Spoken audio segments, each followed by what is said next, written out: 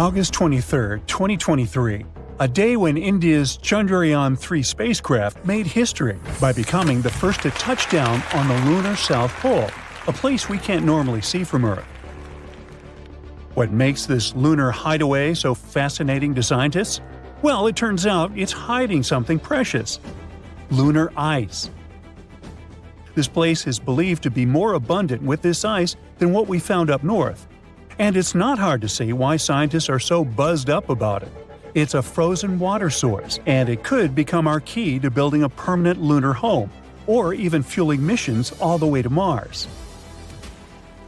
Scientists knew about this ice for over 2 decades, since the NASA spacecraft accidentally stumbled upon it during one of the missions.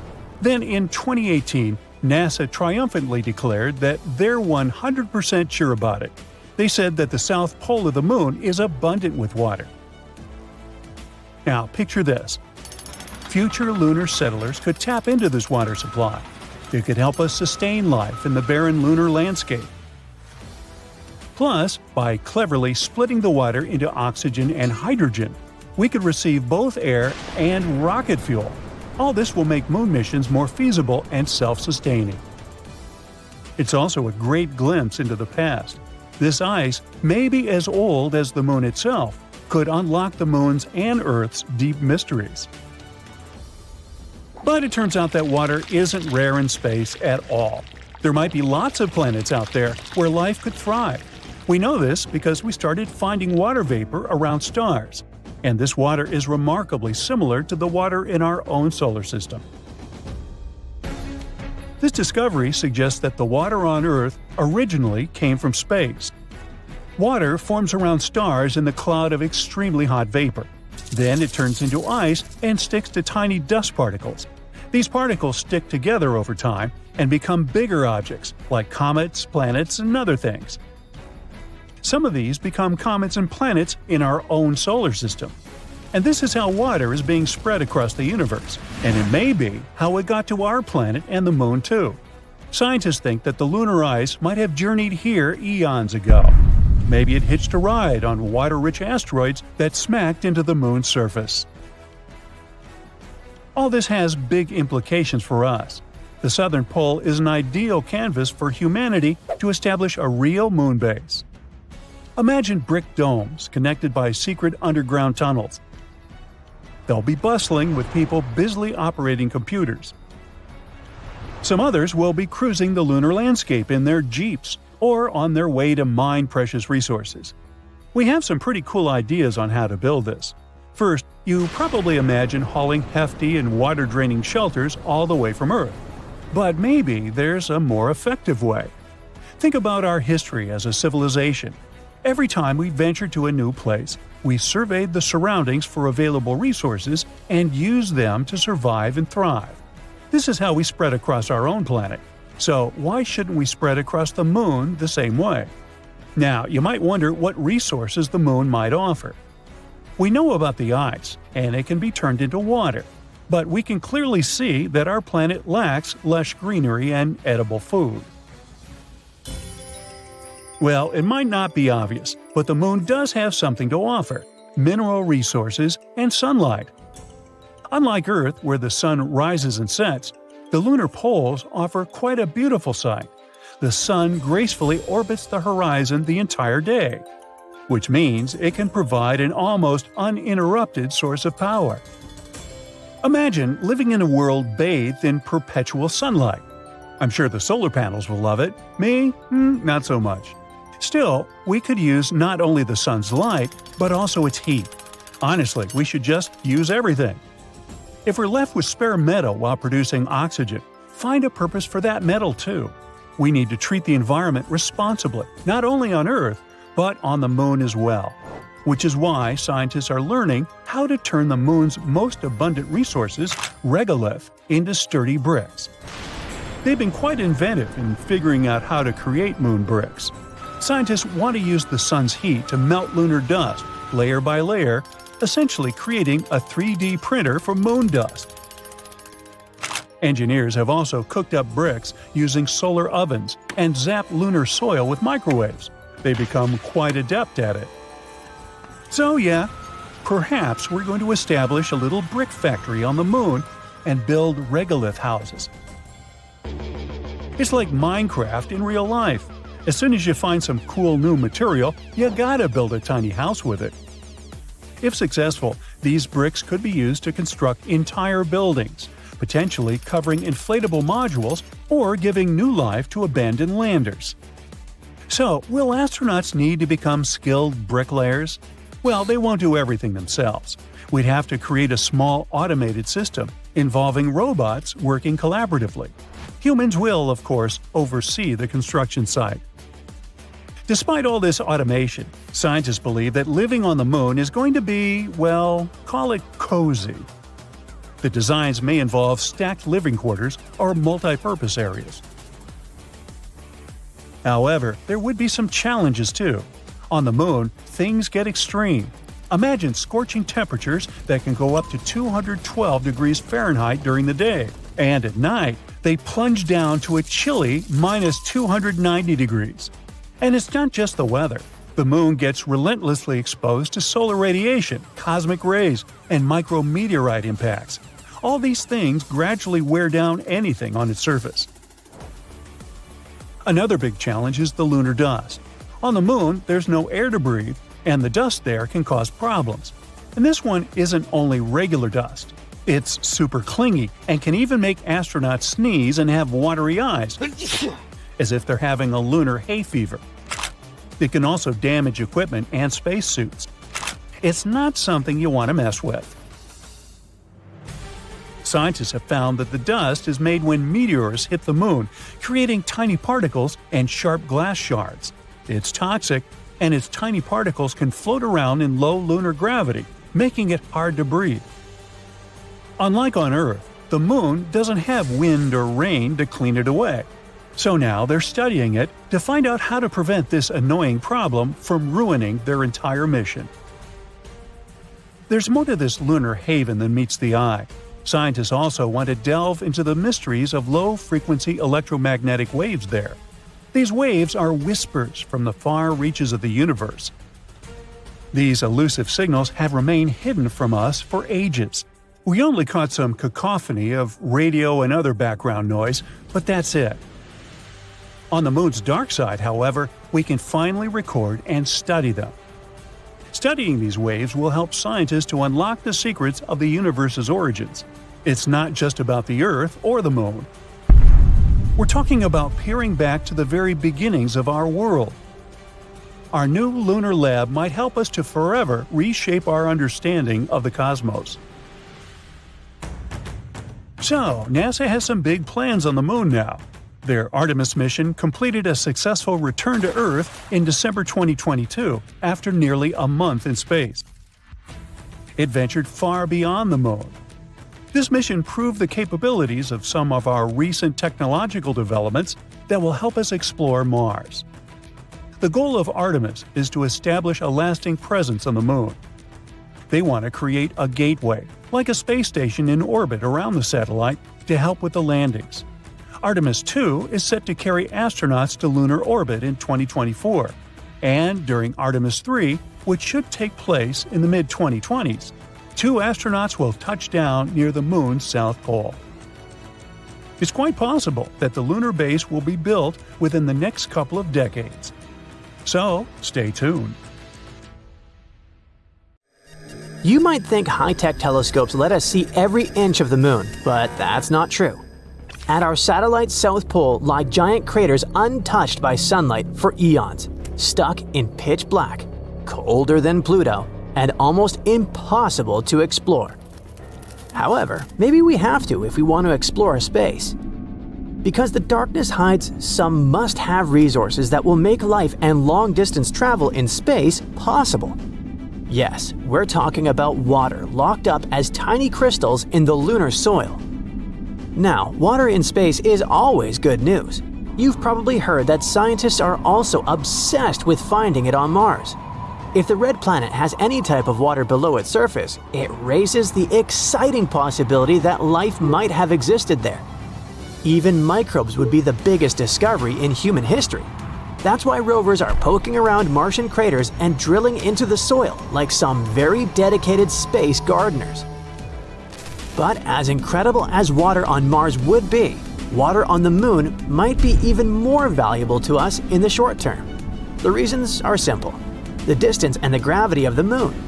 We can reach our satellite in 3 days. That's almost nothing. It takes at least 7 days to reach New York from London via a cruise ship.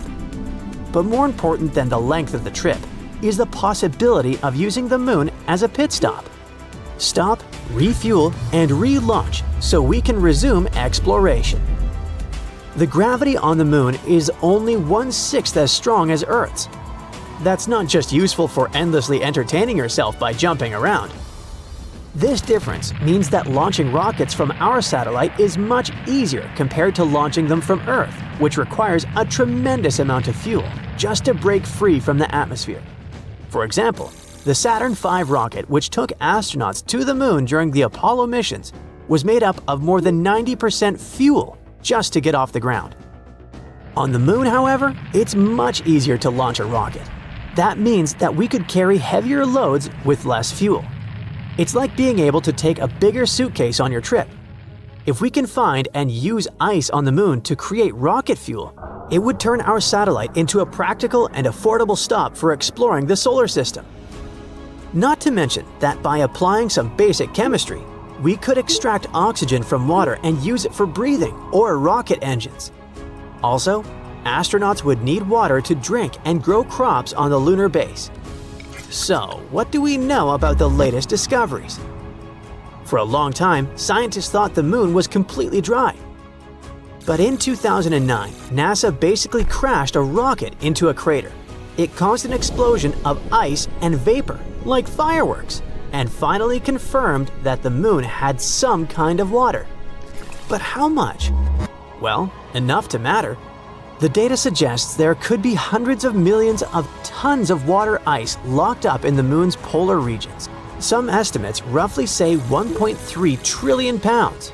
That's about the same weight as 460 million cars. Not exactly lakes, but still a lot. And there still could be more. This water could also contribute to uncovering cool scientific secrets. The ice is ancient, which makes it like a time capsule from the early days of the solar system.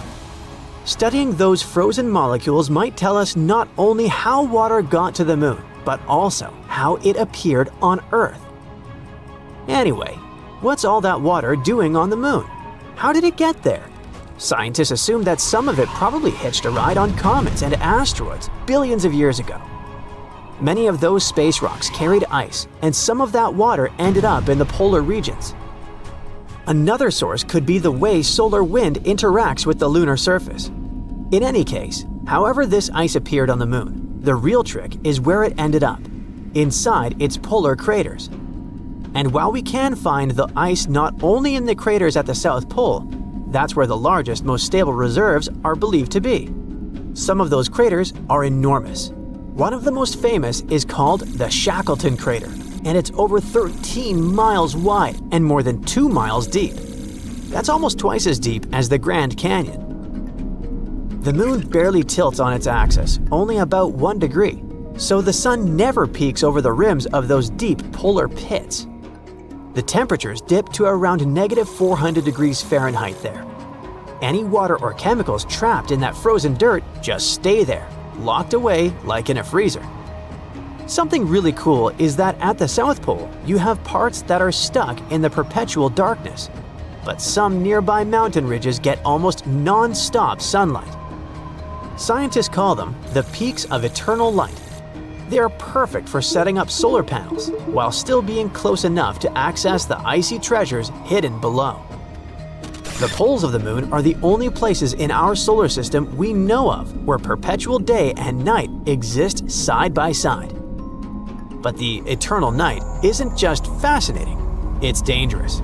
The terrain out there is absolutely unforgiving. We can't even simulate something like that on Earth. We don't even know what it looks like from the inside.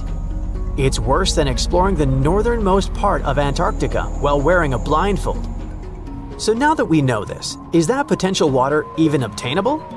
That question is probably worth several trillions of dollars.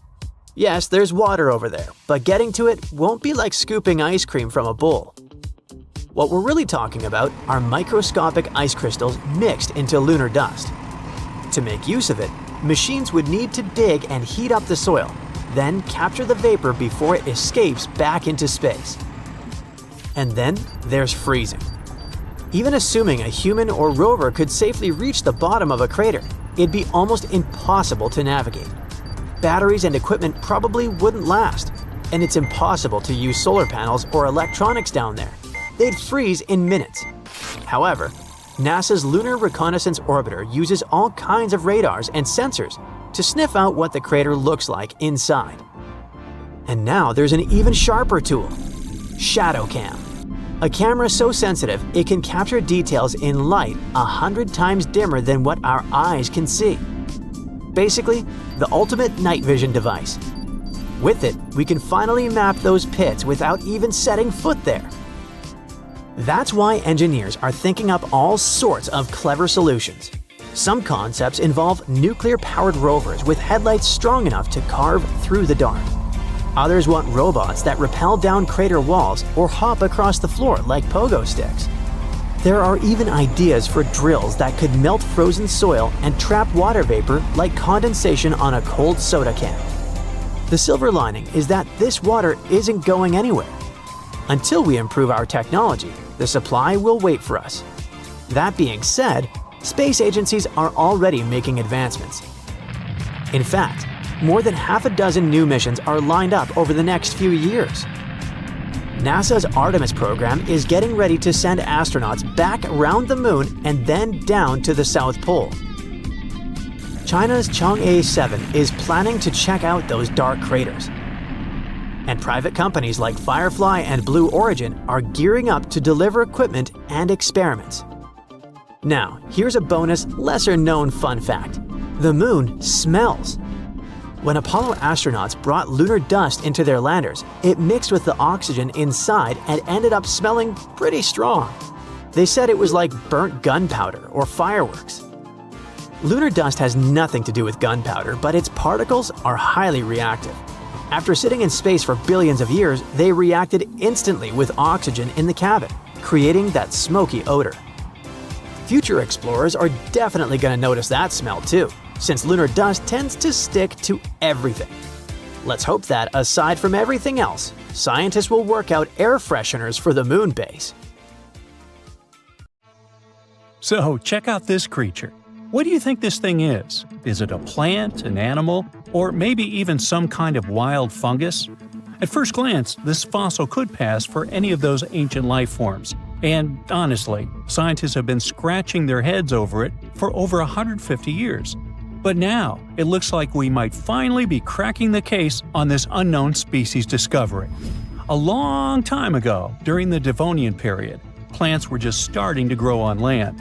The tallest trees were only a few feet high, and animals hadn't even evolved backbones yet.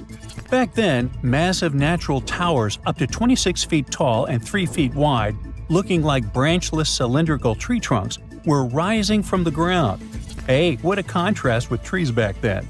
When scientists first discovered fossils of those towering organisms, they were totally confused, as these strange prehistoric creatures didn't look like anything they'd seen before. Some thought they were weird cone-bearing trees. Others guessed they might be underwater plants like giant seaweed or lichens, which are partnerships between fungi and algae. The mysterious objects received a name, Prototaxites. When scientists studied them up close, their internal structure reminded them of a bunch of different things. They couldn't believe a 20-foot-tall fungus or algae could be real, but that's what the fossils showed. Then most scientists decided that Prototaxites were giant fungi. But still, something didn't feel right about it. In 2007, they decided to finally get the Prototaxites mystery explained and ran a chemical test on the fossils. So they looked at the types of carbon inside them and compared them to regular plants from the same time. If Prototaxites were plants, the carbon ratios would match, but they didn't. That means Prototaxites weren't plants, And they receive carbon in a different way, not by photosynthesis, but probably more like fungi do. But then again, they look nothing like the mushrooms we know and love today. Prototaxites were giant, likely the largest living things on land at their time.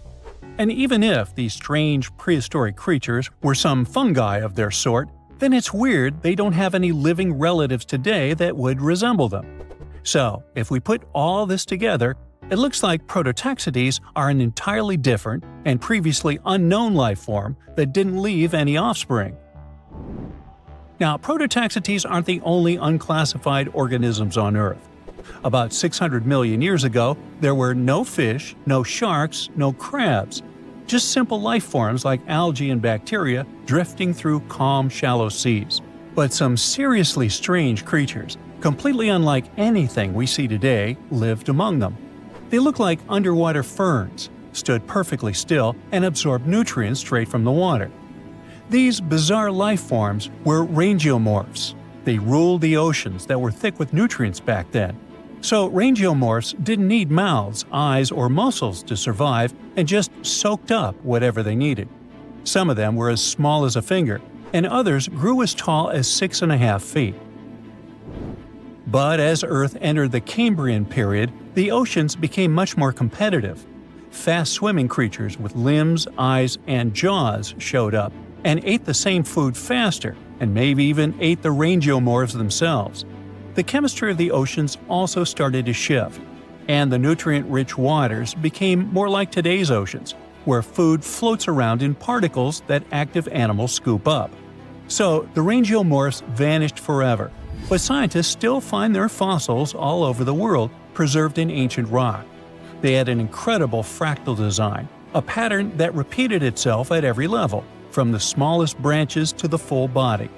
Using fossil clues, researchers built 3D computer models of what rangeomorphs looked like. They found out that these strange prehistoric creatures filled their space in a nearly perfect way. They were like optimized living sponges. But scientists still can't agree on where exactly rangeomorphs fit on the tree of life. At first, they argued over whether they were plants, animals, fungi, or something completely different. Now, most agree they were primitive animals, though they were so different that they might deserve their own unique branch, what scientists call a clade. And then there was Dickinsonia, another prehistoric creature that was so strange that scientists couldn't even agree on what it was for nearly 100 years. Some thought it was a giant single-celled amoeba. Others thought it was a type of lichen, or maybe a failed evolutionary experiment. This bizarre life form lived about 558 million years ago, long before dinosaurs, sharks, or even insects showed up. After many years of studies, Australian researchers finally got proof that Dickinsonia was an animal, and possibly the oldest one scientists have ever found. They solved the mystery thanks to really well-preserved fossil fat molecules stuck in the rock near the White Sea. These molecules were a type of cholesterol, the kind of fat found in animal cells. If cholesterol is present, it almost certainly came from an animal, sort of like animal DNA. Dickinsonia lived millions of years earlier than scientists had previously thought, and didn't look anything like modern animals. It had no head, no mouth, no arms, no legs, and definitely no organs.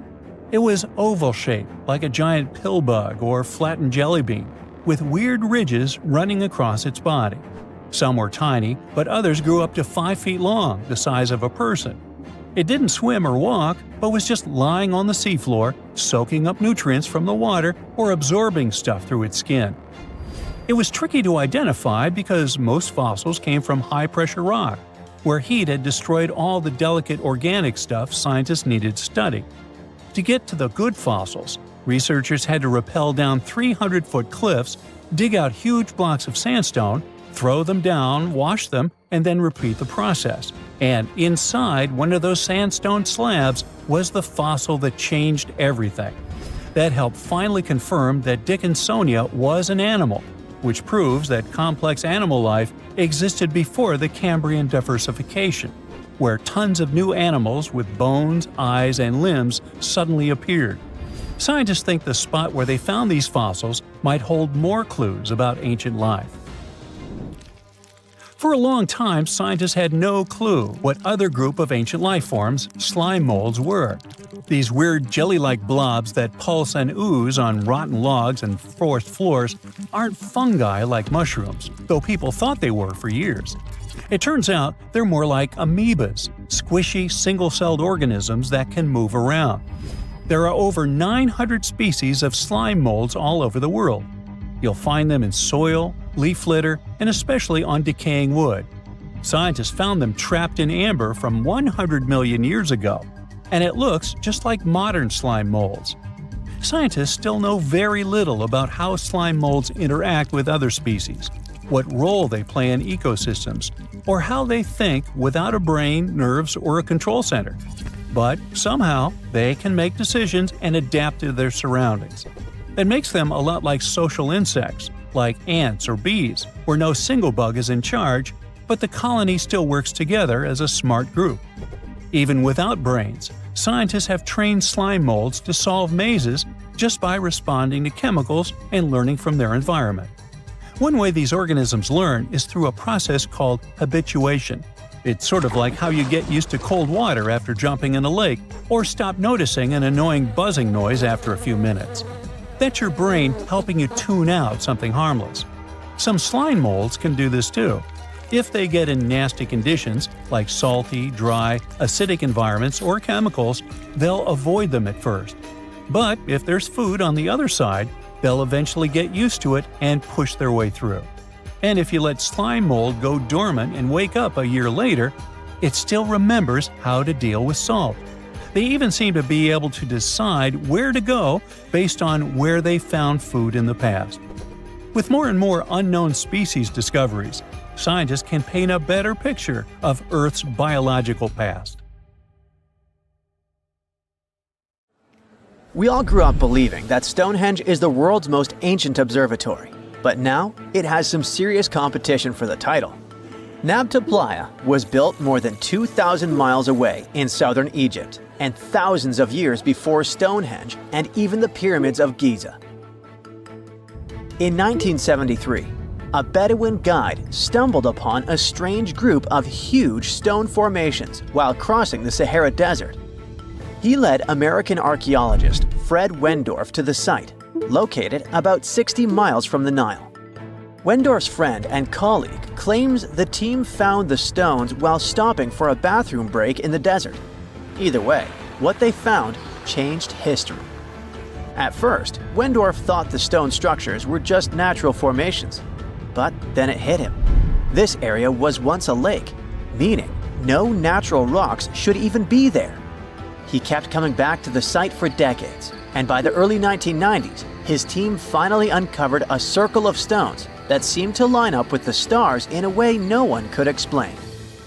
After 7 long years of trying to crack the mystery of the site, Wendorf reached out to an expert in archaeoastronomy. They study how ancient people used the stars. One evening, while the expert sat in the cool desert sand staring at the stones, he realized that they formed a pattern radiating outward from a massive burial mound. One by one, as they dug into the sediment, the buried megaliths started lining up like spokes on a wheel.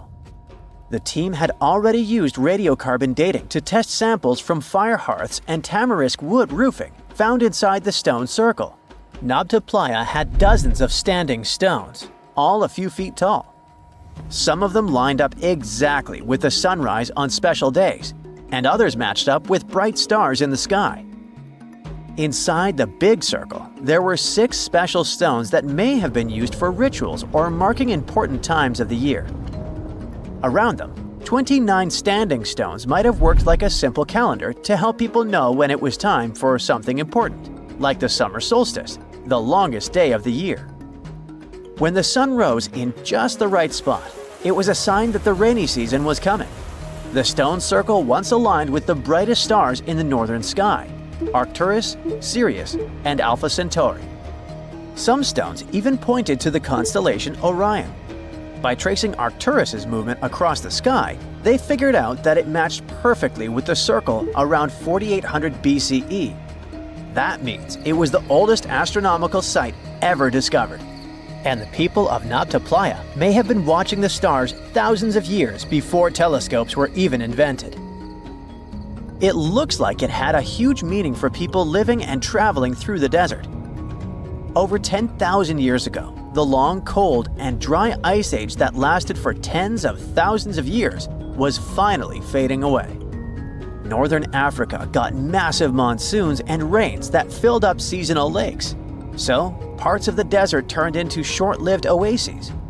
For the nomadic people who roamed this harsh land, these summer rains were everything. Their entire way of life revolved around cattle.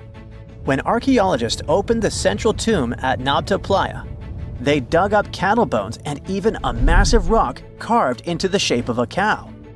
The people who built it used the stars to guide them and find hidden watering holes like Nabta Playa, which likely held water for about 4 months a year, starting with the summer monsoons. But there was no North Star back then, so instead they navigated using bright stars and the way the sky seemed to spin in circles above them. When the lakes were full, the standing stones would be partly submerged, and from the western shore, you would see the reflection of the stars on the dark water. Nabta Playa is way less famous than Stonehenge, perhaps because its stones were buried and the famous site in England was open to visitors for thousands of years. Sadly, when Nabta Playa did become famous, some tourists ruined parts of it by moving stones around, which messed up the ancient star alignments. To protect it, the authorities moved everything to a museum where people can see the stones and the carved cow statue without damaging them. The Egyptian observatory isn't the only construction similar to Stonehenge. It has versions that were used for different purposes, from Germany and France to the US and the Andes in northern Peru. This last one is actually one of the oldest big structures ever built in this region. The circular plaza is made of 2 giant stone walls arranged in a ring. It was likely used for ceremonies and gatherings. Scientists have carbon dated it to be about 4,750 years old, which means it was built before the Great Pyramids of Egypt and Stonehenge. The plaza had 2 entrances and a special layer of clay, soil, gravel, and charcoal underneath. It was carefully planned and built. Archaeologists also found ceramic pieces, quartz crystals, and gemstones at the site, so it was definitely a special place. People visited it for centuries, but at some point it was sealed off, probably because of changing beliefs and traditions. The most recent discovery was the remains of a large timber circle roughly the same age and with parallels to Stonehenge, all the way up in Denmark. This open-air structure was likely part of a special area where prehistoric people from the late Neolithic and early Bronze Age gathered for rituals and ceremonies. The circle was made up of 45 giant wooden posts, forming a huge ring about 100 feet wide. The wood is gone now, but scientists believe tall timbers once stood in the holes and created an impressive wood henge. No one knows exactly what these circles were used for, but archaeologists have found animal bones and food remains at similar sites. So people probably used to gather there for feasts and rituals. In 2024, scientists found 2 ancient stone circles from the Neolithic period in Dartmoor National Park in England. Some archaeologists believe they might form a sacred ark. Many of Dartmoor's stone structures were built in a curved shape on the high ground in the center of the area. A long time ago, Dartmoor was covered in forests, so people may have used the high ground as important markers. One of the newly found circles fits inside this ark, but the other one is outside of it, to the north. This could have been an entrance point into the ark. There's also a raised bank of earth near the stones, which looks similar to other famous Neolithic sites, like the Ring of Brodgar in Scotland and Stonehenge itself. This means the people who built these circles may have visited Stonehenge or been inspired by it. Archaeologists in Oman found ancient stone monuments called tralith, which got the nickname Arabian Stonehenge. They were finished about 2,000 years ago, but no one knows for sure who built them or why. Scientists also found stone hand axes that are incredibly old, between 300,000 and 1.3 million years old, from the time when the first humans left Africa. At another site in central Oman, archaeologists discovered a Neolithic tomb from around 5000 to 4600 BCE.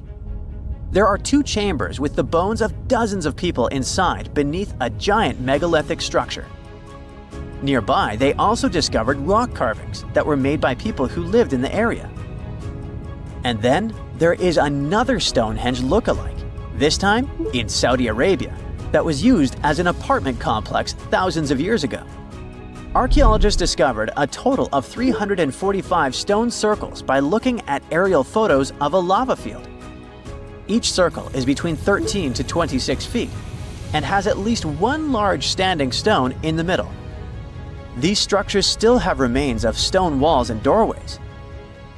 Stone circles like Stonehenge are often linked to ceremonies and rituals, but scientists say that many early houses were actually built in round shapes, and rectangular homes only became common much later in history. Under your feet, the moon is pulsing. You feel danger with every pore of your body. The lifeless satellite, or so you thought, stays still for a second before knocking you down to the ground with a powerful tremor. Is it a moonquake? For years, scientists believed the moon was completely inactive, but the newest evidence seems to suggest that this idea is totally wrong. Researchers from the University of Maryland have recently discovered 266 mysterious ridges on the far side of the moon. And these ridges likely point to recent geological activity. So, are we really talking moonquakes? Well, kind of. The ridges are located in volcanic regions that formed 3.2 to 3.6 billion years ago, but they appear much younger than expected. Typically found in clusters of 10 to 40, they're often located in areas where the moon's surface is structurally weaker. Now, when astronomers speak about recent, don't take their words literally. They don't mean last year or even decade. Most models scientists created suggested that the moon's geological activity ended 2.5 to 3 billion years ago. But the new information hints at the possibility that these formations have been active within the last billion years. Some of the smaller ridges seem to have formed as recently as 200 million years ago, and that is considered relatively young on the moon's timescale. It means that the moon may still be experiencing geological changes today. These discoveries kinda challenge our understanding of the moon's history and evolution. But how did scientists come to these conclusions anyway? Researchers from the University of Maryland and the Smithsonian Institution used crater counting to estimate the age of lunar ridges. It works like this. Surfaces with fewer craters are younger, and the more craters some region has, the older it is. Plus, the analysis showed that some ridges cut through already existing craters, meaning they likely formed around 160 million years ago. In geological terms, this is very recent, suggesting that these ridge-forming processes may still be happening.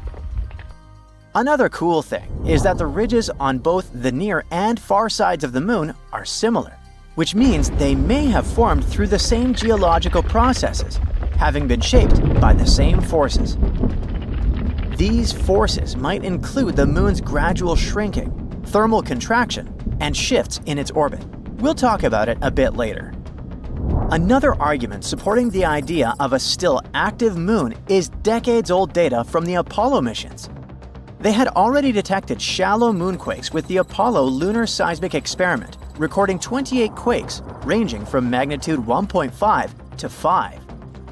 Researchers believe that these ridges may be linked to similar seismic activity.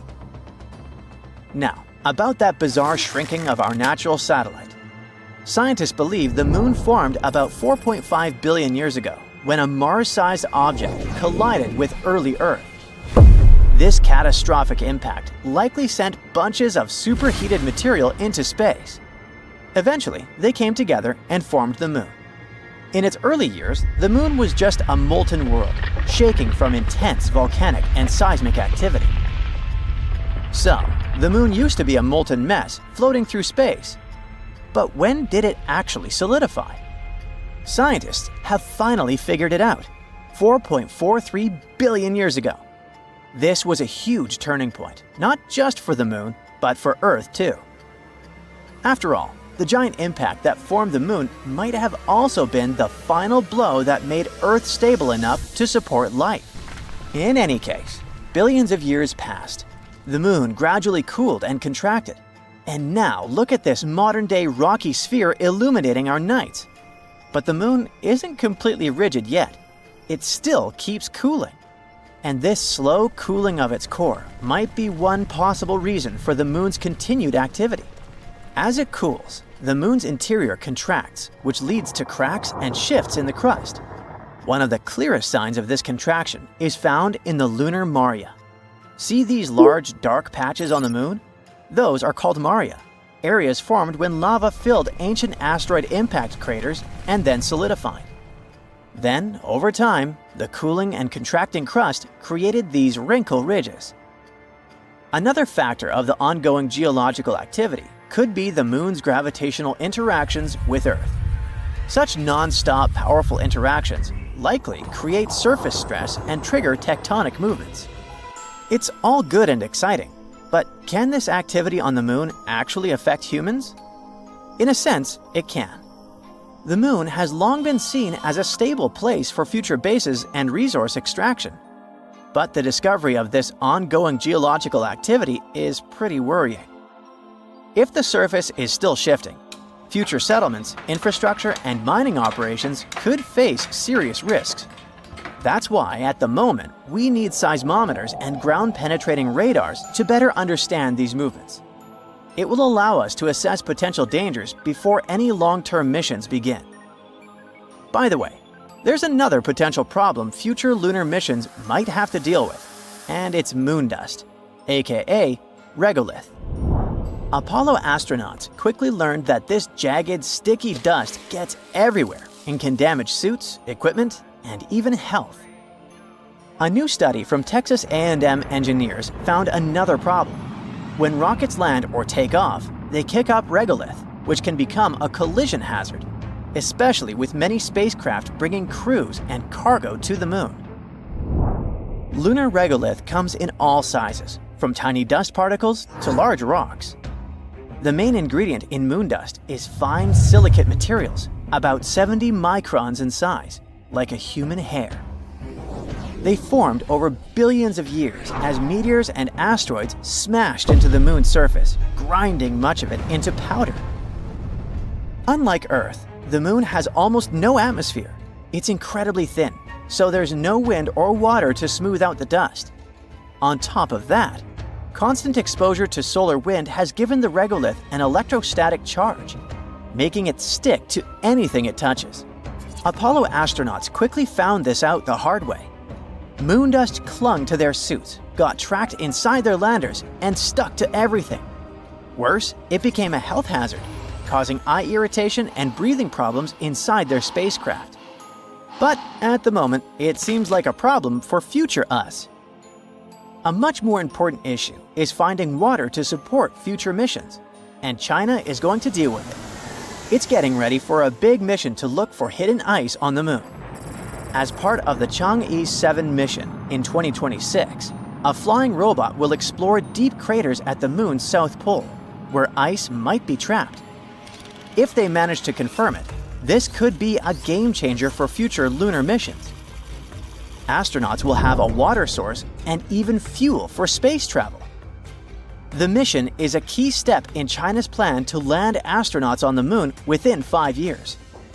While signs of water have been found before, like in soil samples from Chang'e 5's probe and observations by NASA and Indian spacecraft, scientists believe that deep ice deposits are the real key to supporting future missions. The south pole of the Moon has some incredibly deep craters, and experts think ice could be hiding inside them. The flying robot will try to explore one or more of these craters after landing.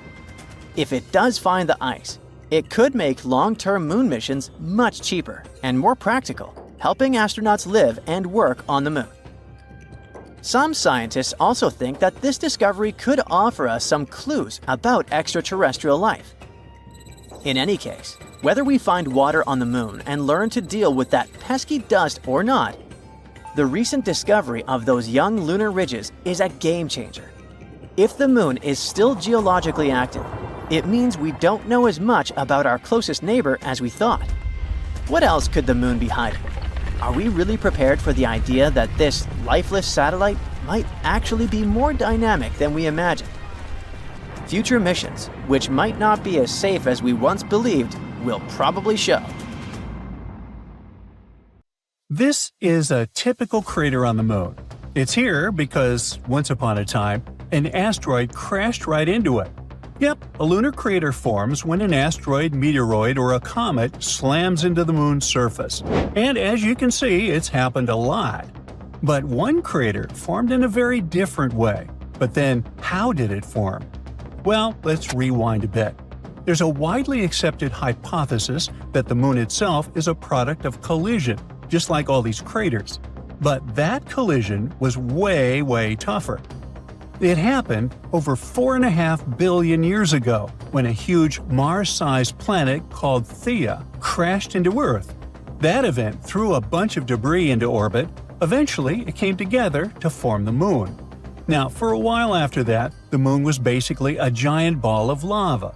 But because the early moon was very close to Earth, our planet's gravity kept squeezing it, making it even hotter. In the end, though, the moon drifted farther away, cooled down, and formed a rocky crust. Now, moving on, about 4.3 billion years ago, an asteroid the size of a small country, like Nepal, way bigger than the one that wiped out the dinosaurs, slammed into the moon's far side. It left an enormous crater called the South Pole-Aitken basin. It's up to 5 miles deep and about 1,500 miles wide. For comparison, that's roughly the distance from New York to Dallas and deep enough to swallow Mount Everest.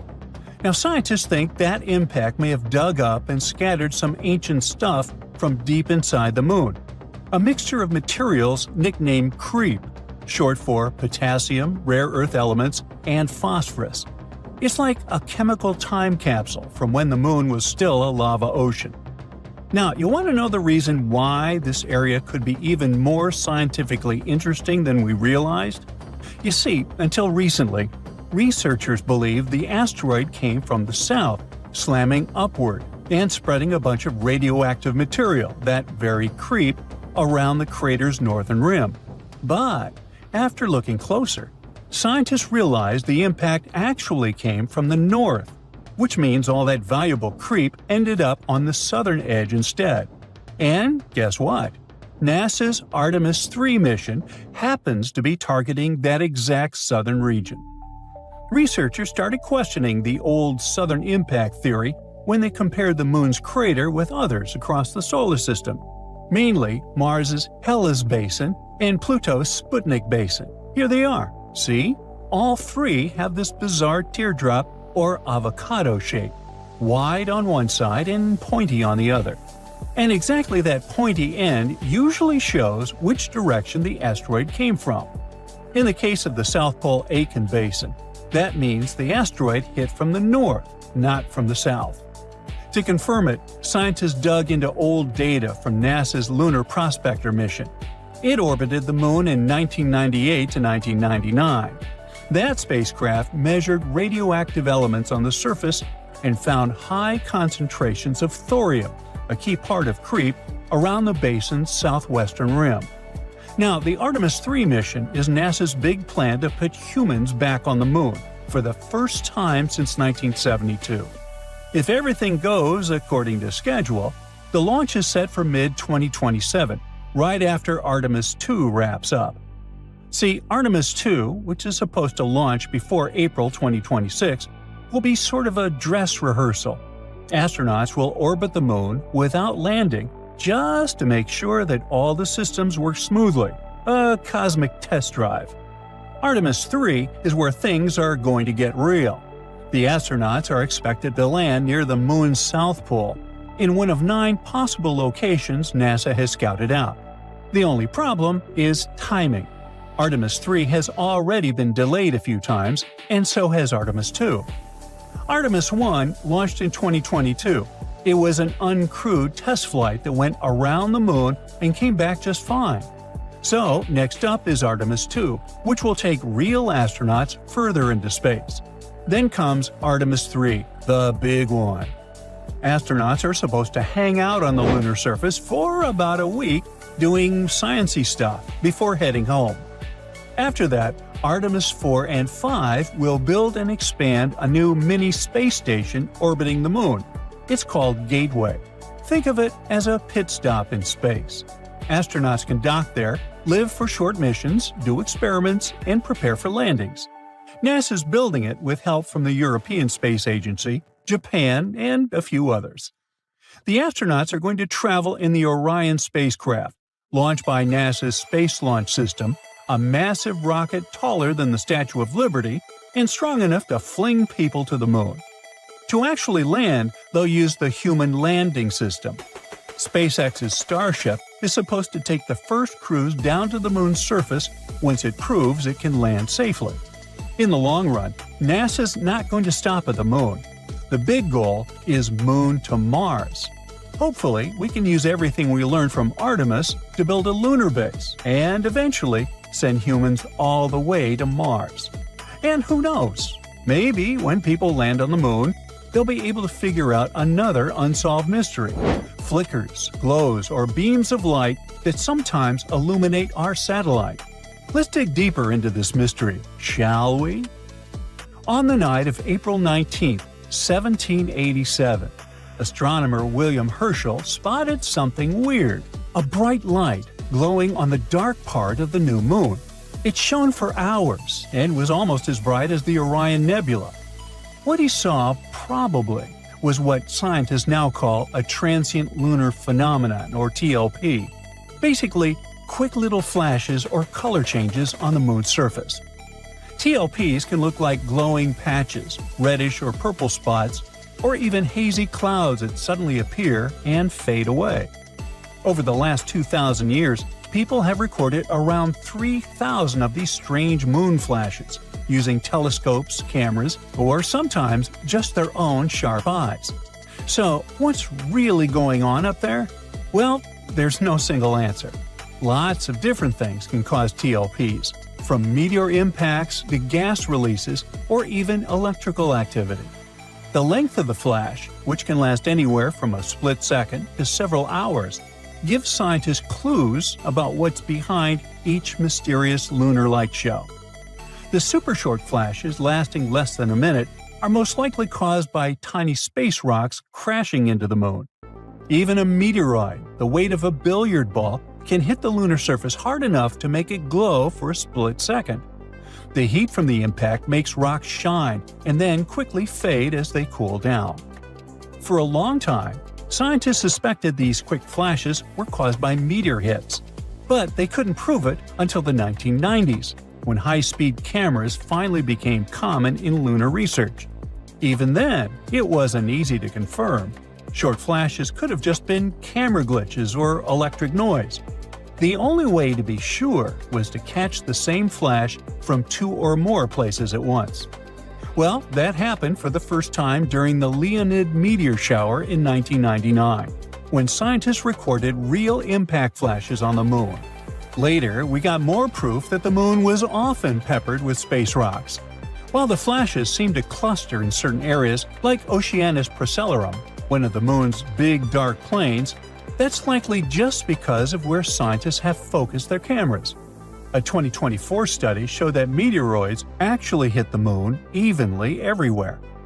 Now, flashes that last a few minutes are probably caused by something totally different: gas leaks from inside the moon itself.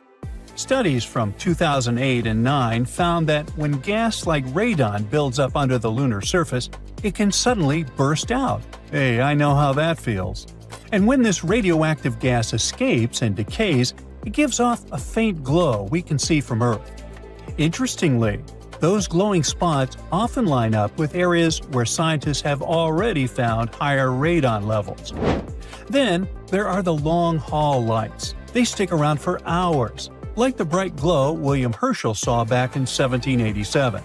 A 2012 study suggested those could actually be caused by solar wind, a stream of charged particles coming from the sun. When that solar wind hits lunar dust, It can charge up the particles and toss them into the air, into space, creating massive dust clouds up to 60 miles high. These floating clouds might bend or reflect light from stars or planets nearby, making it look like the moon itself is glowing. So hopefully, we'll get the answers once the Artemis mission lands and starts its exploration. Hey, I can hardly wait. The moon is rusting, and chances are it's happening because of Earth.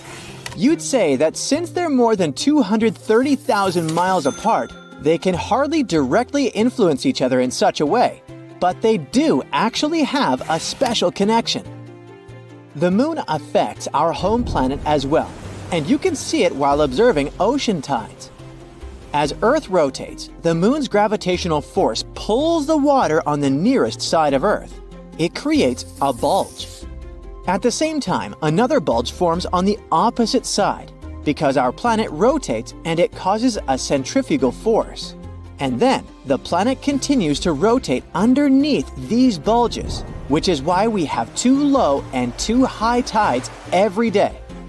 Plus, the moon wobbles every now and then, tilts more or less, and causes changes in ocean tides. And in return, Earth's atmosphere is making our satellite rusty. Rust is that reddish substance you see on old gates or nails. Oh, and you know Vermilion Cliffs and the Grand Canyon? They also have that specific red color, thanks to rusty iron in the rocks. It forms when iron reacts with oxygen and water. Rust is common even on Mars. The planet's trademark color comes from the rust that's been there for a very long time. That's how the red planet got its nickname in the first place. Normally, you wouldn't say the moon is a place that would rust that easily since it's dry and doesn't really have an atmosphere. But a spacecraft studied the moon back in 2008 and detected spectra, wavelengths of light, that were reflecting off different surfaces of the moon. That's why it could analyze the lunar surface better. The data it brought showed that the lunar poles had different compositions than the rest of the moon. They had rocks that contained a lot of hematite. That's a specific type of iron oxide, or simply rust. No one expected that because there shouldn't be so much rust on the moon, considering the conditions there. But we know that there's some water up there on the surface of our satellite. That's why a few new theories popped out about different materials the moon could be hiding. It's possible that they formed because water had reacted with the rocks. For iron to get this rusty hue, it needs something we call an oxidizer. That's a molecule that removes electrons from materials like iron, such as oxygen. But the solar wind keeps hitting the moon all the time, and it brings hydrogen with it. And hydrogen has the opposite effect. It gives electrons to other molecules. Earth has its shield from the solar wind. It's our magnetic field. But the moon doesn't have such protection, and because of that, rust shouldn't be able to form on its surface. But this process still happens, and it could be Earth's fault. The moon itself doesn't have an atmosphere that could provide enough oxygen for iron to rust. But apparently, our planet is generous enough to donate some of its own atmosphere. The oxygen from our atmosphere travels all the way to the moon, following something called magnetotail. That's a long extension of Earth's magnetic field, which can reach the near side of the moon. That's exactly where most of the hematite was found. And during a full moon, the magnetotail blocks 99% of the solar wind, which would normally influence the moon more. It's like there's a temporary curtain over its surface, which gives enough time for rust to form. But there's still one important thing necessary for the appearance of rust: water. It's not like you can find water that easily if you decide to take a walk across the moon. Most of it is frozen and hidden in areas that always remain in cold shadows. Those spots are far away from where most of the hematite was discovered, so it's hard to tell how the water got there. But there's an interesting idea. All those dust particles that hit the moon might be freeing free molecules of water that are locked in the surface layer of the satellite. This is how water ends up mixed with iron. We don't know exactly what these dust particles consist of. They might be carrying some water too. As they hit the lunar surface, this might create heat, which boosts the oxidation process, and more rust forms. So, our planet does certain things that change the moon, but humans do the same. A probe that landed on the lunar surface back in 1959 was the first human-made object that touched the moon. That's also when we started altering the moon in unpredictable ways. Scientists call this the lunar Anthropocene. It's like an analogy with Earth's Anthropocene, a period when human activity made an impact on the planet. It's not like we can choose a certain starting point when such an activity began. But we now know that things we have done over the history of our existence have really changed the environment of our home planet. We don't have any people living on the moon yet, but we've already left some traces there. After humans first came to the moon, we've had many missions there. We left some landers and flags, moved lunar soil, brought golf balls, scientific equipment, and even some human waste. Plans for the future? Send more missions up there and even potentially create an infrastructure where some of us could live, study the moon's resources, and send them back to Earth. That's why it's important to talk about the lunar Anthropocene to remind ourselves we have to be responsible and take care of our heritage. Many people are confused about why we sometimes see the moon during the day. Some even believe it's something new that didn't happen before, especially after they started sharing a low-res picture of what looks like a full moon in the middle of the day. Some have pretty unusual ideas that the sun isn't the same color as it was before either. Allegedly, it used to be more yellow. The sun hasn't changed its color. It's still blue-green. But it's possible that we saw it as more yellow when we were younger because before, pollution wasn't as bad. And when it comes to the moon, we can see it both at night and during the day. It's brighter at night because there's no light coming from the sun. But it's not like it goes anywhere during the day. It's still there, but we just don't see it during the new moon phase. That lasts a couple of days, and during that period, the moon comes pretty close to the sun. The scattered light coming from the sun makes our satellite less visible to us. Speaking of the moon phases, they're easy to recognize when you know what to pay attention to. First, there's the black moon, which can mean a couple of things. One definition says that it occurs when we have 2 new moons in a month. Another one claims that the black moon happens when there's no new moon in a month, and that only happens in February. A blue moon is not called that because of the color. It's the 3rd full moon in a season that has 4 full moons. And a supermoon occurs when a full moon coincides with the moon's closest approach to Earth in its elliptical orbit. That's why it looks bigger than usual. Sometimes you can look up to the night sky and see an eerily red sphere up there. It's not about signs that tell us that the end of the world is coming or that werewolves are roaming around. But yep, blood moon is a good inspiration for stories like that. In reality, it's just an astronomical event when our planet casts a reddish shadow on the moon. And that happens when Earth comes between the moon and the sun, which is called a total lunar eclipse.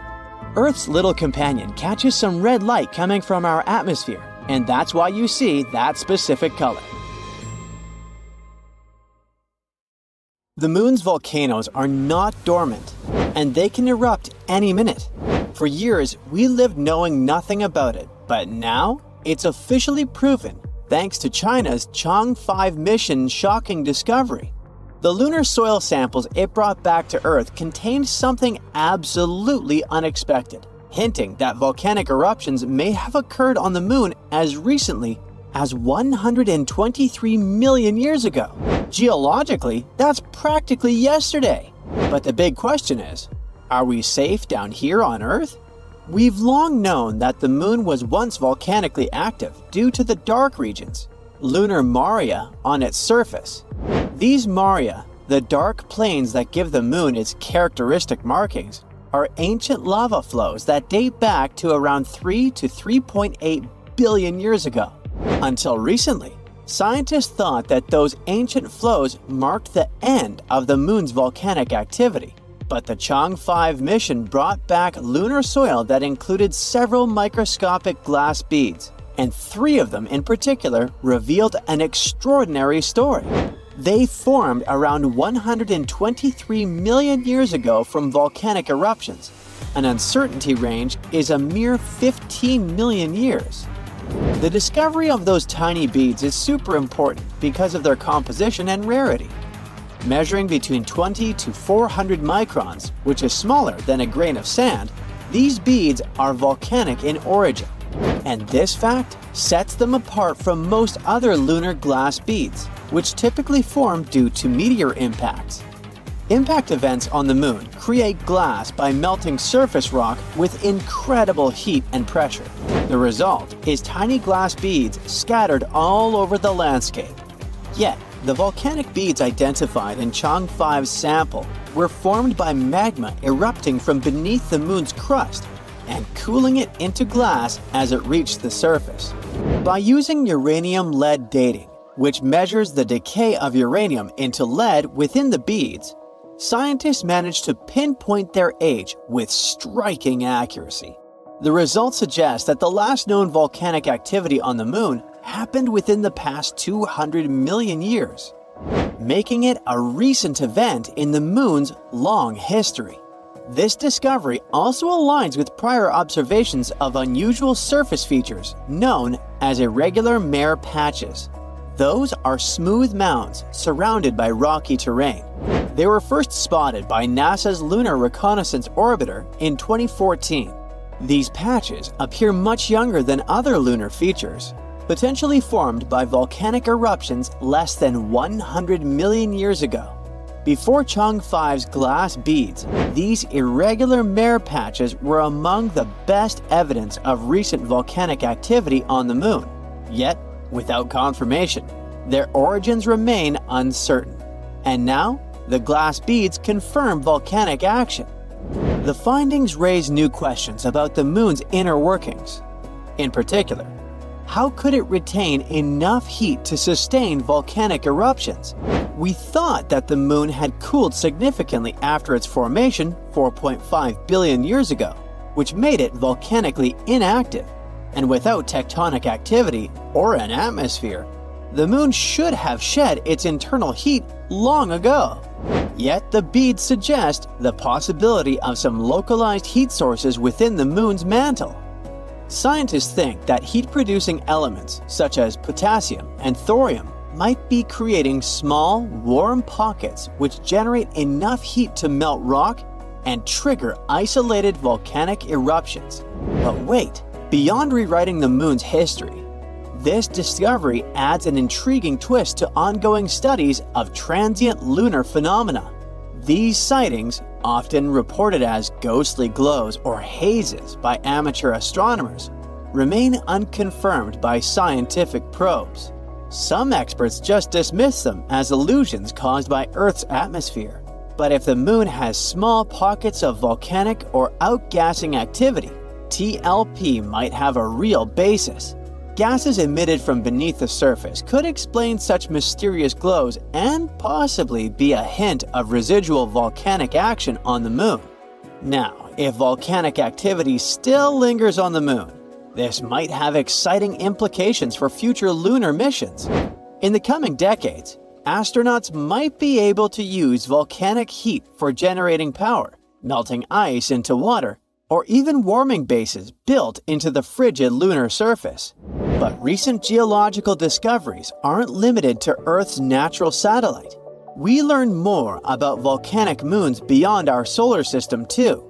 The detection of a possibly volcanic exomoon orbiting exoplanet WASP-49b around 635 light-years away means that volcanic activity may be a common feature among moons. Up until now, Jupiter's moon, Io, held the title of the most volcanic body we know about. But researchers at NASA's Jet Propulsion Laboratory may have found a new candidate. This potential exomoon came to light when scientists observed a cloud of sodium gas around the exoplanet. But the thing is, sodium clouds are unusual in planetary atmospheres and can suggest volcanic activity.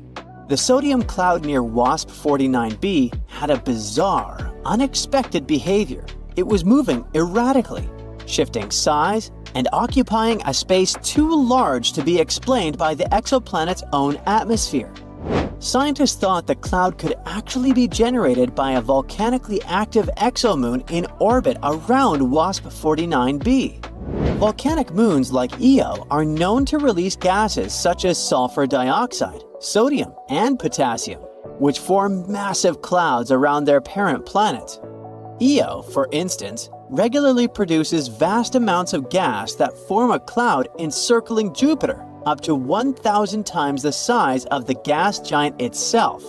If something similar occurs near WASP-49b, the gas cloud could be a clue to volcanic activity on an exomoon orbiting the planet. Observations from the European Southern Observatory's Very Large Telescope in Chile seems to confirm this theory. The sodium cloud around WASP-49b is positioned high above the exoplanet's atmosphere and behaves in ways that don't match the exoplanet's 2.8 Earth day orbit. This could suggest that it originates from a separate body, likely a volcanically active moon. Additionally, WASP-49b and its host star consist primarily of hydrogen and helium, which makes the sodium cloud even more unusual. The observed rate of sodium release, over 220,000 pounds per second, can be a sign of an immensely powerful volcanic source. If scientists verify the existence of this exomoon, it would be the first discovery of a volcanic exomoon. Back in our solar system, Io remains the main space object, helping us understand volcanic moons. Recently, NASA's Juno spacecraft provided some of the closest images of Io since the Galileo mission over 25 years ago. Io's intense volcanic activity is caused by tidal heating, the result of the gravitational pull of Jupiter and nearby moons, like Europa. This tug-of-war generates immense friction within Io, producing heat that fuels continuous volcanic eruptions. One of Juno's most exciting recent findings was a new volcano that appeared just south of Io's equator. Juno's images show a large, complex volcanic region, approximately 111 by 111 miles in size. The craziest thing? It wasn't there when Galileo imaged the same spot in 1997. This new volcano formed near the previously known volcano Canahekale. Researchers say that this new volcanic structure is a great change that highlights the dynamic nature of Io's surface. Io's equatorial region is home to most of its volcanoes because of the concentrated tidal heating it experiences. The most powerful eruptions emit sulfurous gases and produce bright lava flows. They cover the moon in colorful, sulfur-rich deposits. JunoCam's image, taken from about 1,570 miles away, shows Io dramatically lit by sunlight reflected off Jupiter. And you can see a stunning view of its constantly changing volcanic surface.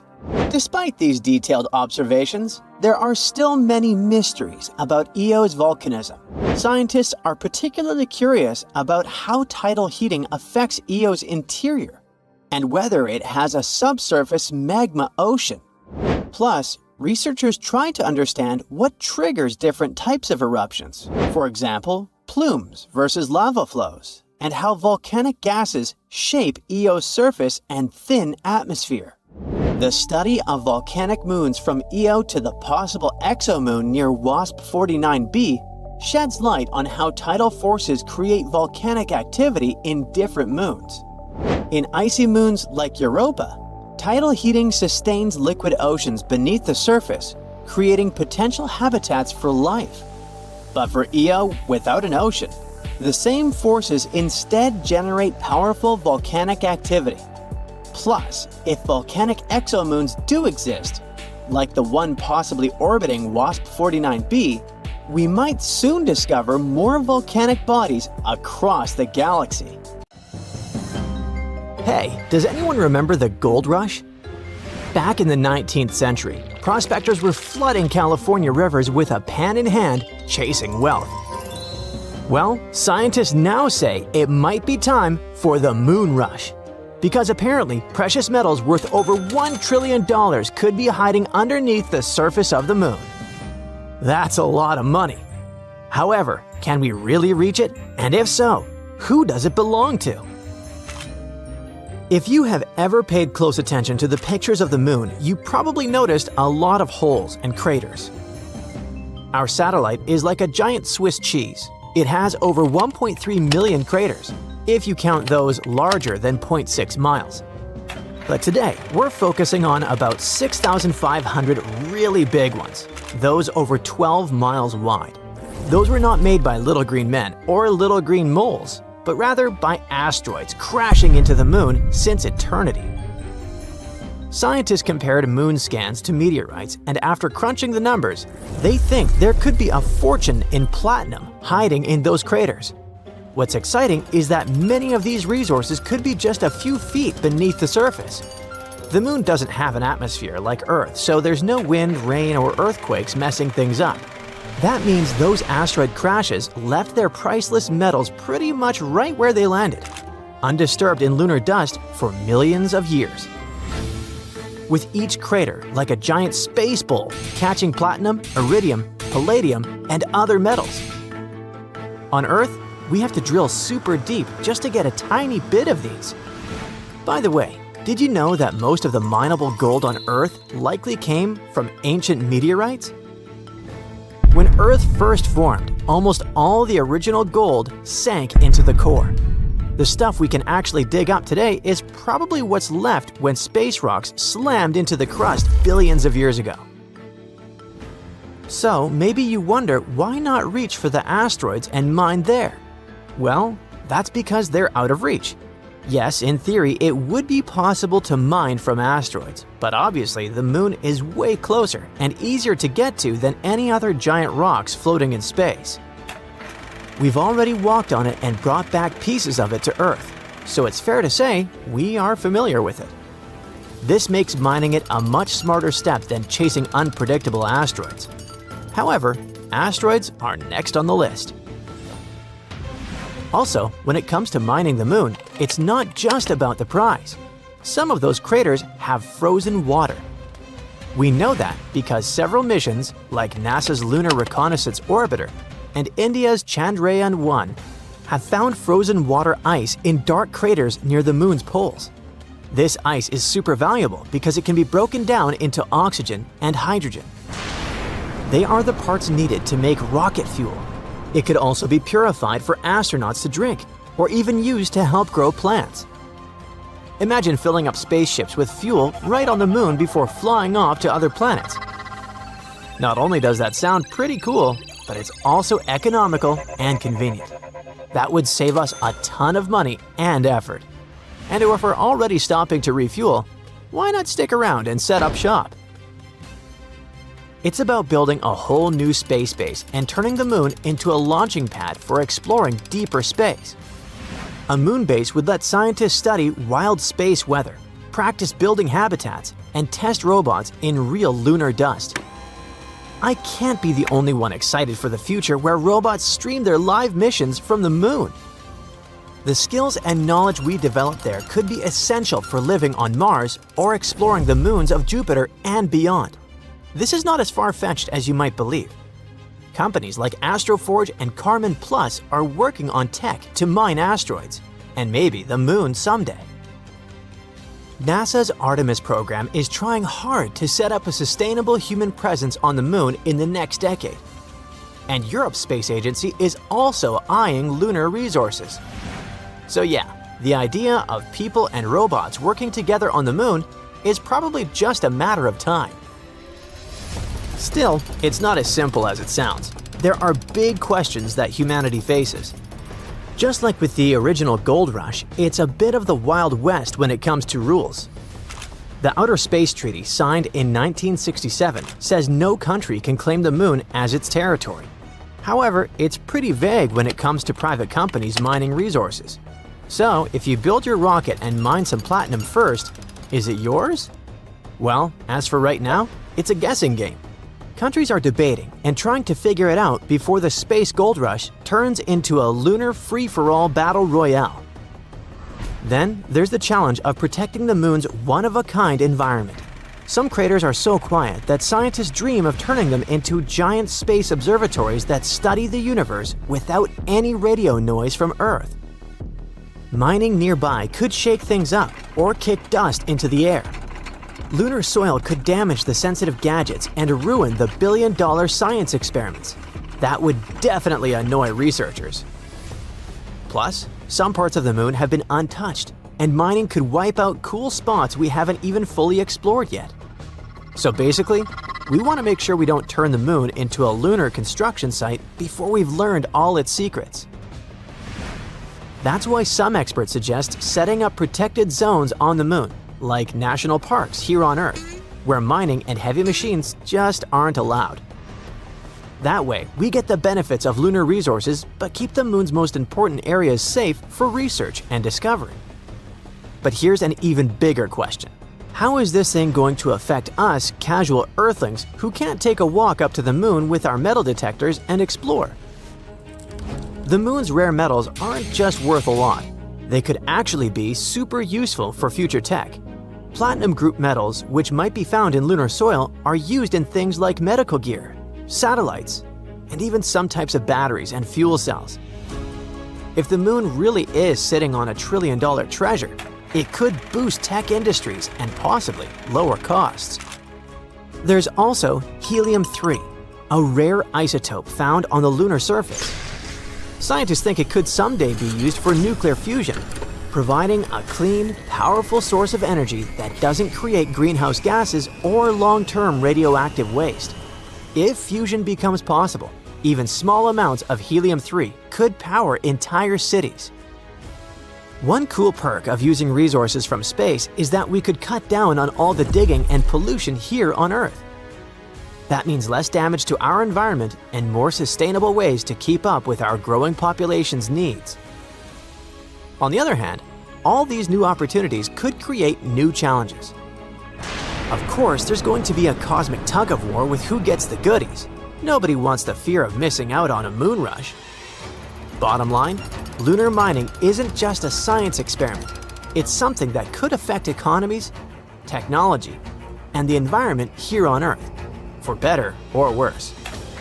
When I was a kid, hundreds of years ago, we had the moon bases on the covers of our science books. One of the reasons why moon landing projects became so rare is that it just wasn't financially viable. Why should a country spend resources to get to the moon if there's nothing valuable up there? However, now that we think there's something out there, everything could change. That's why I already imagine myself working 9 to 5 on the moon, fixing robots and growing moon plants. But it's time to get back to Earth, so to speak. Nobody's setting up a moon McDonald's or booking lunar Airbnbs just yet. Even the most optimistic experts say we're still decades away from big mining operations or permanent lunar bases. For now, most missions will be robotic, experimental, and with price tags that will make your head hurt. So until we all get our moon mining helmets, it's something to think about while moon gazing. What about that wealth hiding on the bright side of the moon? Thank you for watching. The Sahara Desert is like a Mad Max movie. Scorching heat, endless dunes, and an overall barren wasteland. A place where no one could live, right? Well, forget all you know about it.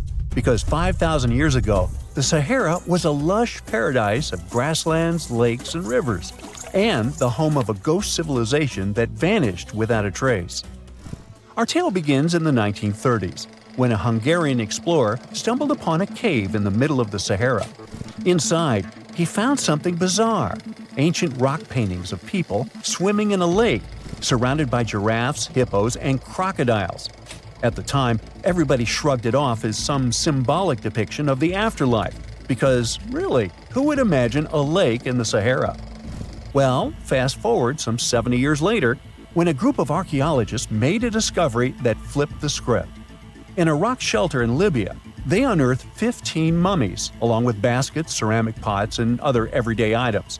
This may look like prehistoric junk to most people, but to archaeologists, it was like uncovering a key piece of evidence. Those people weren't just passing through, they lived here.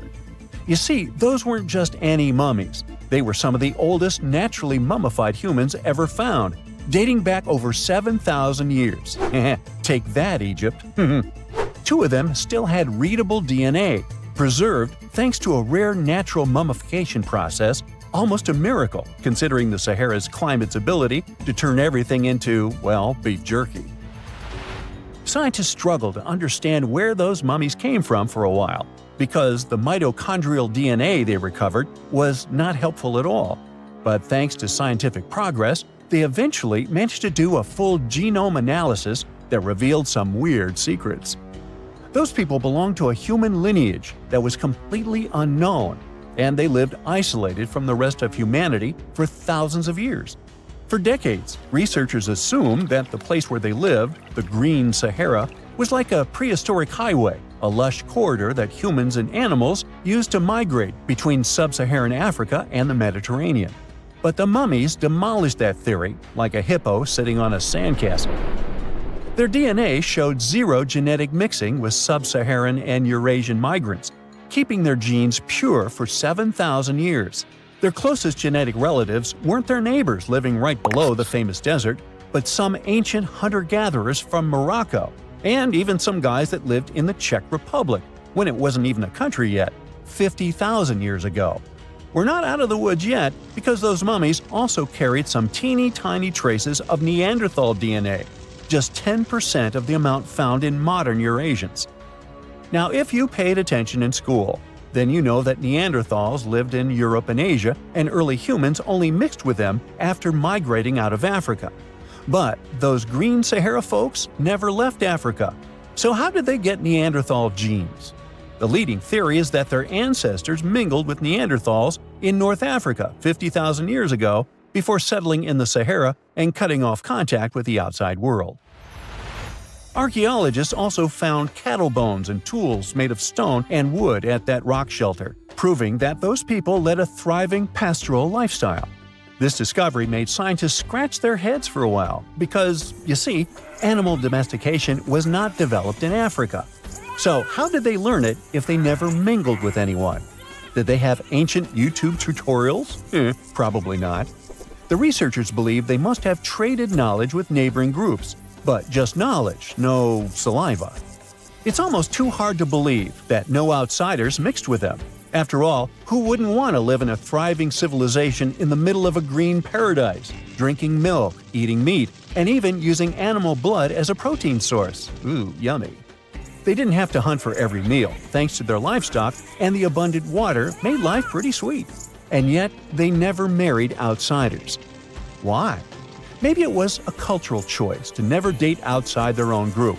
Or maybe the landscape itself kept them isolated. This is where scientists place their bets.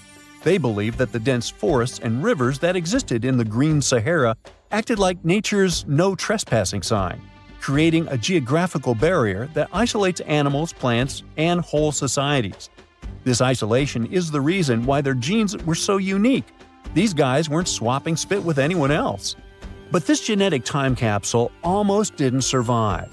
For most of the last ice age, the Sahara was even harsher than today, a true dead zone where humans couldn't survive.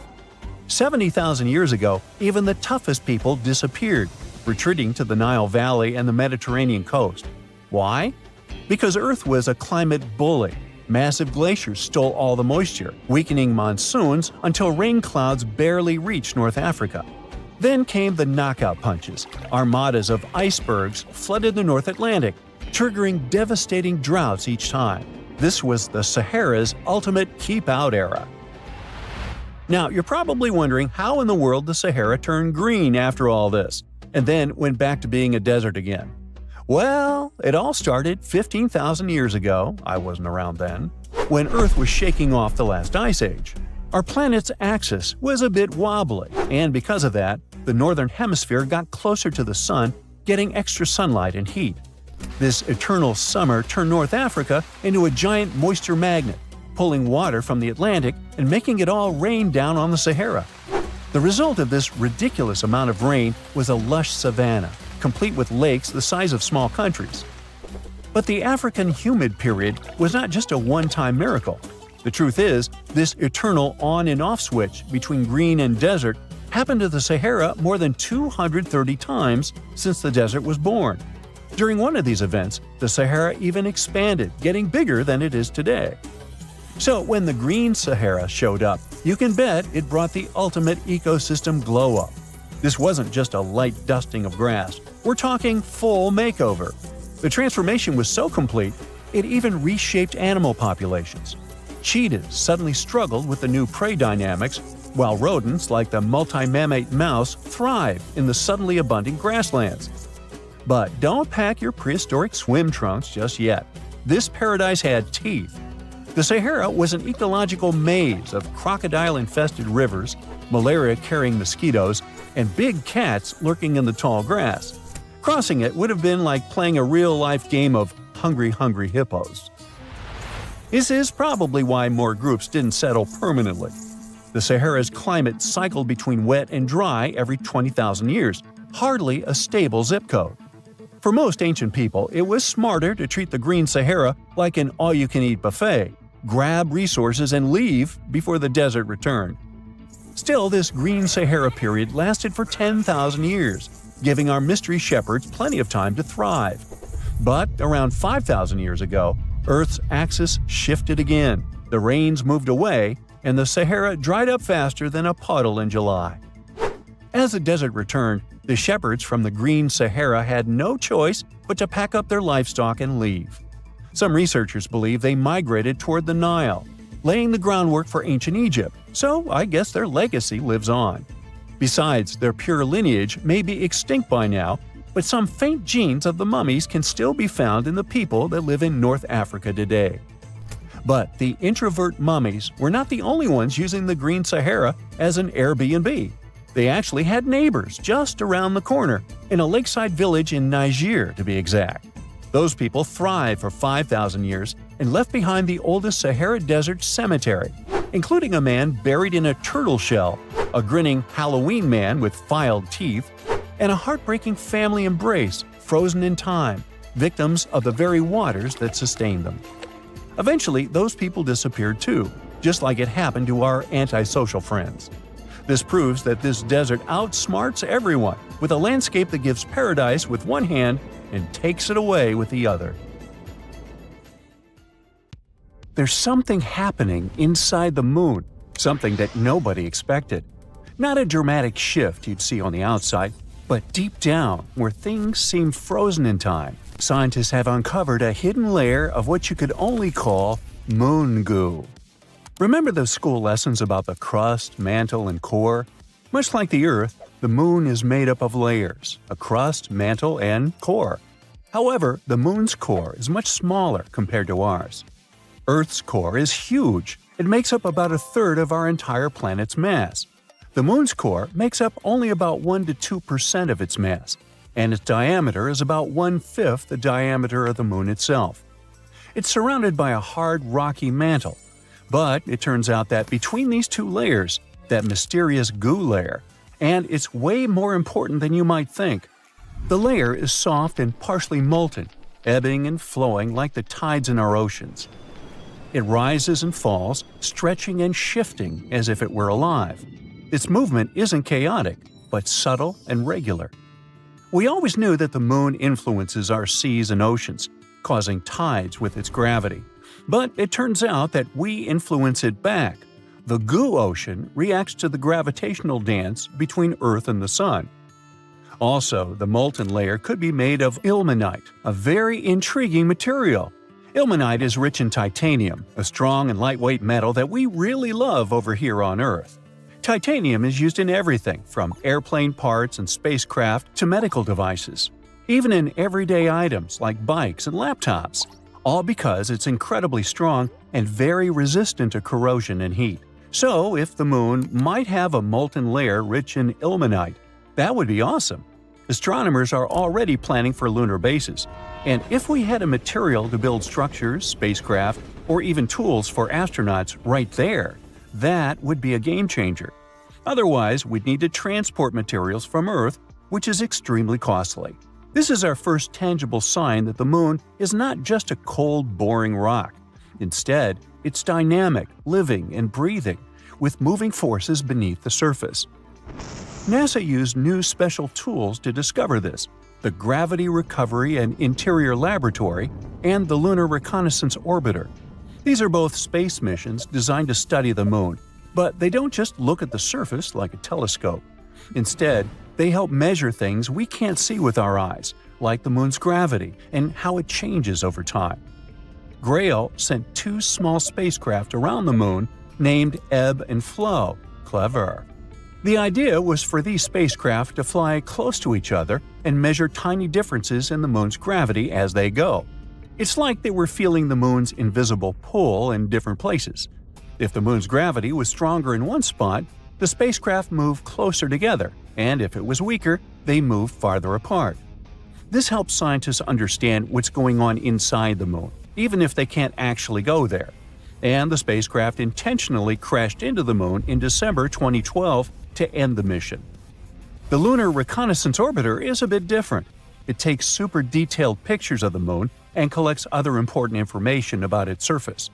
By combining the information from both GRAIL and LRO, we were able to find this goo layer. But this discovery actually challenges everything we thought we knew about lunar geology.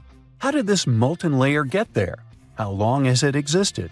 And perhaps more fascinating, how it stayed warm for millions of years. That's some million-dollar questions. The moon's core generates heat just like ours. But it's not as easy as saying, oh, the core's heat probably keeps it warm and molten. Well, first, the moon's core is much smaller and less active than Earth's, meaning it produces significantly less heat. Plus, the moon is much cooler than Earth in general. With temperature dropping to minus 200 degrees Fahrenheit on the surface, how could this inner layer still stay in this flowing state? That's still a mystery. In any case, this goo could actually explain a lot of stuff about the moon. For example, astronomers were exploring moonquakes and how they happen. Now they think that it might be this semi-molten layer shifting and moving beneath the surface. Now, beyond the moon itself, it also tells us more about other celestial bodies. If the moon, something we considered basically a huge static rock, has such a dramatic life, what about other planets, moons, or asteroids? Could they also hide similar hidden movements beneath their surfaces? We can even understand our own planet better, learn more about how tides and similar stuff works. There are so many great discoveries we've been making on the moon. Recently, we found some awesome stuff beneath the surface, massive caves hidden for millions of years. For over 50 years, scientists have suspected that the moon's surface is full of underground tunnels and caves. These are known as lava tubes because they were formed by lava. Duh! Millions of years ago, the moon was pretty unstable. It underwent some volcanic activity, causing eruptions. When a volcano erupts, lava can flow across the surface. As the outer layer of the lava cools and hardens, it forms a solid roof of dark material.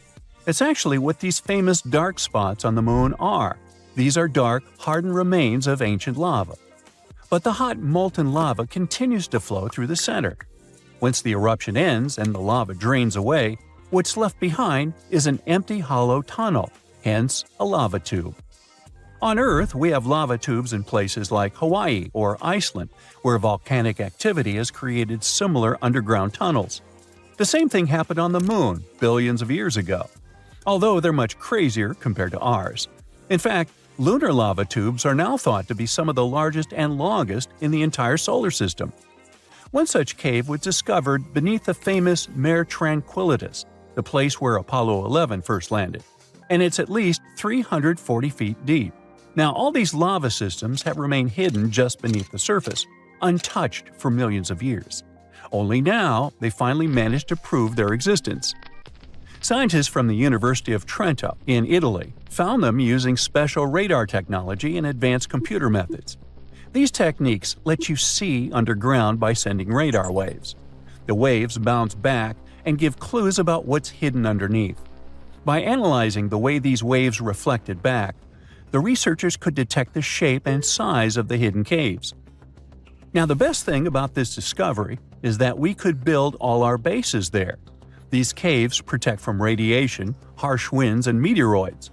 NASA even found evidence that some of these caves stay at a steady 63 degrees Fahrenheit. That's some crazy coziness for the moon. And on top of that, there could even be some water there.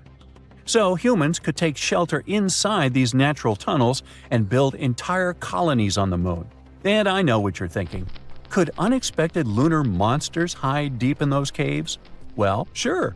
There's a huge potential for exploring these caves and finding some awesome stuff. But even if we manage to find a miracle, like small life or microbial organisms, there's a 99% chance that there won't be actual animals or monsters. It would just be impossible for them to develop in such conditions. But it would make a great horror movie. Researchers want to send robots or drones to explore the tunnels first, and then see if they're safe enough for humans. And it's not just the US getting in on the action. China is also investigating the possibility of using these moon caves as a future base, showing that the race to explore and settle the moon is heating up. So, let's consider velociraptors as pets. Yeah, walking your dino in the park, playing fetch, and we probably could have it now if it hadn't been for those pesky asteroids. To be fair, we ended up with mammals, which, let's face it, it was a pretty solid trade. But here's the big question. Why didn't reptiles make a grand comeback? Why did mammals rise instead? The answer, believe it or not, involves fungi. Yup, the same stuff that gives you athlete's foot and ruins your leftovers also wiped out dinosaurs. Welcome to the weirdest twist in extinction history. It all started with a very bad day 66 million years ago, when a 9-mile-wide asteroid crash-landed in what's now Mexico. The space rock was moving so fast that it vaporized on impact, punching out a crater 10 times its own size. Now, if you remember anything from your physics class, and no judgment if you don't, high speed means high energy. And that energy turned into a blast wave and heat so intense it could have cooked anything in the area instantly. And it didn't stop there. Tiny molten rock beads rained down globally, generating radiation equivalent to 20 million megatons. Forests caught fire, wildfires raged across continents, and the sky filled with soot and sulfuric acid. Earth turned into a planetary air fryer. Then came the blackout. With all that debris in the atmosphere, half of the sunlight couldn't reach the surface, making sea surface temperature drop by 13 degrees Fahrenheit. Within just a few weeks, the planet entered a literal impact winter. There was no sunlight for at least 2 years, and Earth experienced a 15-year-long climate collapse while the dust slowly cleared. 75% of all animal species completely disappeared. Those that survived the initial blast faced tsunamis, starvation, and the collapse of entire food chains. If you were a big animal, say over 55 pounds, your chances were basically zero. And if you were a plant, forget about it. No sunlight means no photosynthesis. And that means no plankton, no trees, no grass, and eventually no herbivores, which means no carnivores either. It was a domino effect straight into extinction. The Earth became a cold, dark graveyard. But there was one organism that looked around and said, yeah, this is perfect. And it was fungi. Now, fungi thrive in moist, dark, and decaying environments. Like a world blanketed in ash full of dead trees and rotting animals. With no sunlight and plummeting temperatures, fungi had a once-in-a-lifetime chance to take over. And they did. Fossil records show widespread fungal contamination in the period after the impact. It was a global fungal bloom, like the moldy icing on an apocalyptic cake. Now, this was great news for fungi, but terrible news for reptiles. See, fungi aren't just harmless mushrooms. Many are pathogens, and they love cold-blooded creatures. Reptiles, including some of the dinosaurs that survived, were ectothermic. This means that they relied on external heat sources to warm their bodies. In a normal situation, a nice sunny rock would do the trick. Bask in the sun, raise your internal temperature, and fight off infections. It's like an induced fever, Because, unlike mammals, like me, their bodies don't do it for them. And yes, I'm a mammal too. But, there was no sun, remember? And a cold reptile is a sluggish reptile. Their metabolism slows down, which might sound like a good thing, because it means they can survive on less food and oxygen. But in this new hostile world, it was a disaster. They had less energy to move, less energy to hunt, and couldn't even digest food properly. Their bodies were colder, weaker, and easier for fungi to invade. Reptile reproduction was hit hard too. Most reptiles lay eggs, which are usually buried in the soil or left in hidden nests. But with the soil now damp, cold, and riddled with fungal spores, those eggs became easy targets. Spores penetrated the thin egg shells, destroying the embryos before they could hatch. So not only were adult reptiles struggling to fight infections, but their future generations were being wiped out in the nest. This vulnerability isn't just ancient history. We still see reptiles and amphibians struggling with fungi today. There's a type of fungi, hey, you try to pronounce this, that decimated frog populations. And reptiles in colder or poorly maintained environments have to deal with fungal skin infections. Which brings us to the protagonists of the era, mammals. At the time of the impact, mammals were tiny scrappy creatures about the size of a rat. But they had a secret weapon, actually several. First off, mammals are warm-blooded, something scientists call endothermic. They produce their own body heat, and that alone gives them a major edge, because most fungi can't tolerate temperatures above 98.6 Fahrenheit. So while reptiles were freezing and being turned into fungal buffets, mammals were literally too hot to handle. Their warm bodies acted like natural shields against infection. And then there's reproduction. Mammals carry their young inside their bodies. This means that their developing babies were safe and warm, insulated from the hostile external environment, instead of being exposed to the unfriendly world, protected just by a fragile shell. No eggs? No problem. Their metabolism was another secret weapon. Their fast-burning energy systems let them move more, hunt more, and eat more. And because they were small, they didn't need a lot of food. And here's the cool part. Mammals probably ate fungi. Yep, the same organisms ruining the lives of reptiles. And this fungal diet might have helped them boost their immune systems, giving them an evolutionary edge. Over generations, this resistance was passed down, which explains why fungal infections mostly give us an annoying rash, but still wreaks havoc among reptiles. Of course, not all dinos were cold-blooded. In fact, some massive creatures, like the T-Rex, were warm-blooded. But, warm-blooded or not, their size worked against them. You know, giants need giant meals, and in the post-impact world, those meals didn't exist. Being warm-blooded helps, sure, but not when you're too big to feed. Small dinosaurs, however, were a different story. Some survived, and we call them birds. Their small size meant they were lighter and needed less food, and their feathers helped with insulation. Being able to fly was also a flex, since they could reach food in higher places. Their beaks and guts were adapted for flexible diets, and bigger dinos were definitely picky eaters. Evolution did its thing, and the line between birds and dinos blurred forever. The same survival playbook worked for mammals. Small size? Check. Safe reproduction? Check. Versatile diets? Double check. While the rest of the world was on pause, mammals scurried through the underbrush, dodging disaster and waiting for the dust to settle. And then it did. The sun eventually came back. Plants started growing again. Life rebooted. But this time, the stage was different, with big reptiles mostly gone. No more towering predators, no more thundering herds of horned beasts. Mammals had room to stretch, and they did. They grew fast, but not too fast. Mammals never got dinosaur-sized, and that's not a coincidence. Large herbivores today, like elephants, have it easy since their food doesn't run away from them. But large predators are rare for a good reason. Hunting is hard. Your prey sees you coming, so you can't be a big, tall dummy running around. Besides, you need energy to chase, stamina to fight, and a metabolism to match. And you know how that worked out for dinos.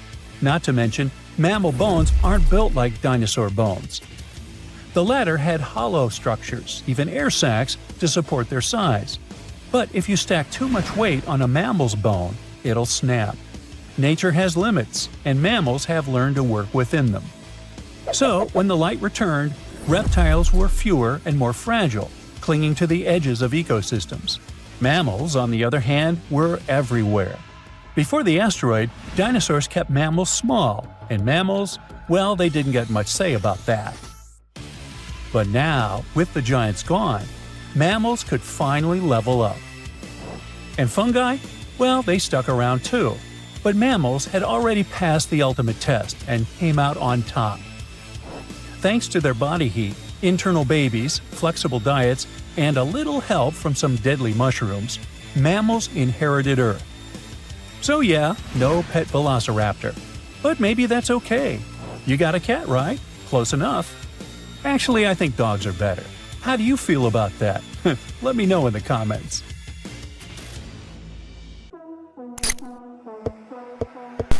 Hey there! Yeah, you, my friend, on the other side of this screen. You're listening to my voice and watching this video, which was created in certain computer programs and is streaming on the device of your choice. So, perhaps there's not much difference between you and me, because there's a chance that you're also created inside a special app. You don't believe that? Well, let's try to figure out this crazy theory. So, meet Dr. Melvin Vopson. He explores the idea that our universe is a computer simulation. Yes, you've probably heard it before. Elon Musk has made similar statements, but what exactly do these people mean? Melvin Vopson believes that gravity is a life hack that the universe uses to reduce the load on its computing processor. It's like programs for compressing files on your computer, only on a gigantic scale. Now, what is gravity? In simple words, it's the force of attraction between any objects having mass. Our planet is round and doesn't break up into billions of pieces because of gravity. We walk on the ground and don't fly off into the sky because of gravity. The phone is lying on your desk thanks to, say it with me, gravity. The moon orbits the Earth following the same trajectory. The planets of the solar system travel in the same orbits around the sun. Almost the entire universe strictly adheres to the laws of physics, and one of the greatest of these laws is gravity. I don't say the whole universe, because there are unknown things, such as dark matter and the like, that we don't know anything about. So gravity helps to keep order. But then, what does a computer program have to do with it? There are tons of different objects in the universe. Let's say our planet consists of the core, rocks, dust, air, various gases, trees, and a billion other things.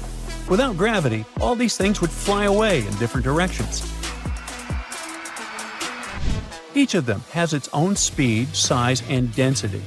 All this is a huge amount of information. But the force of gravity unites them into one object, the planet. And when all these billions of things are together, it's easier for the universal computer to process and read information. How about another example? Snowflakes have a remarkably similar shape. The waveform is nearly the same. The appearance of galaxies in distant space seems to be drawn according to a single pattern. And there are a lot of such symmetries in nature. And almost all of them are symmetrical thanks to gravity. What if this similarity is just another example of data optimization? Imagine if snowflakes looked different. It would be difficult for the computer to process each shape. But gravity forces all this matter to reduce the load on the processor. Gravity organizes and structures the universe, just like the archiver program on your computer. But why is this necessary?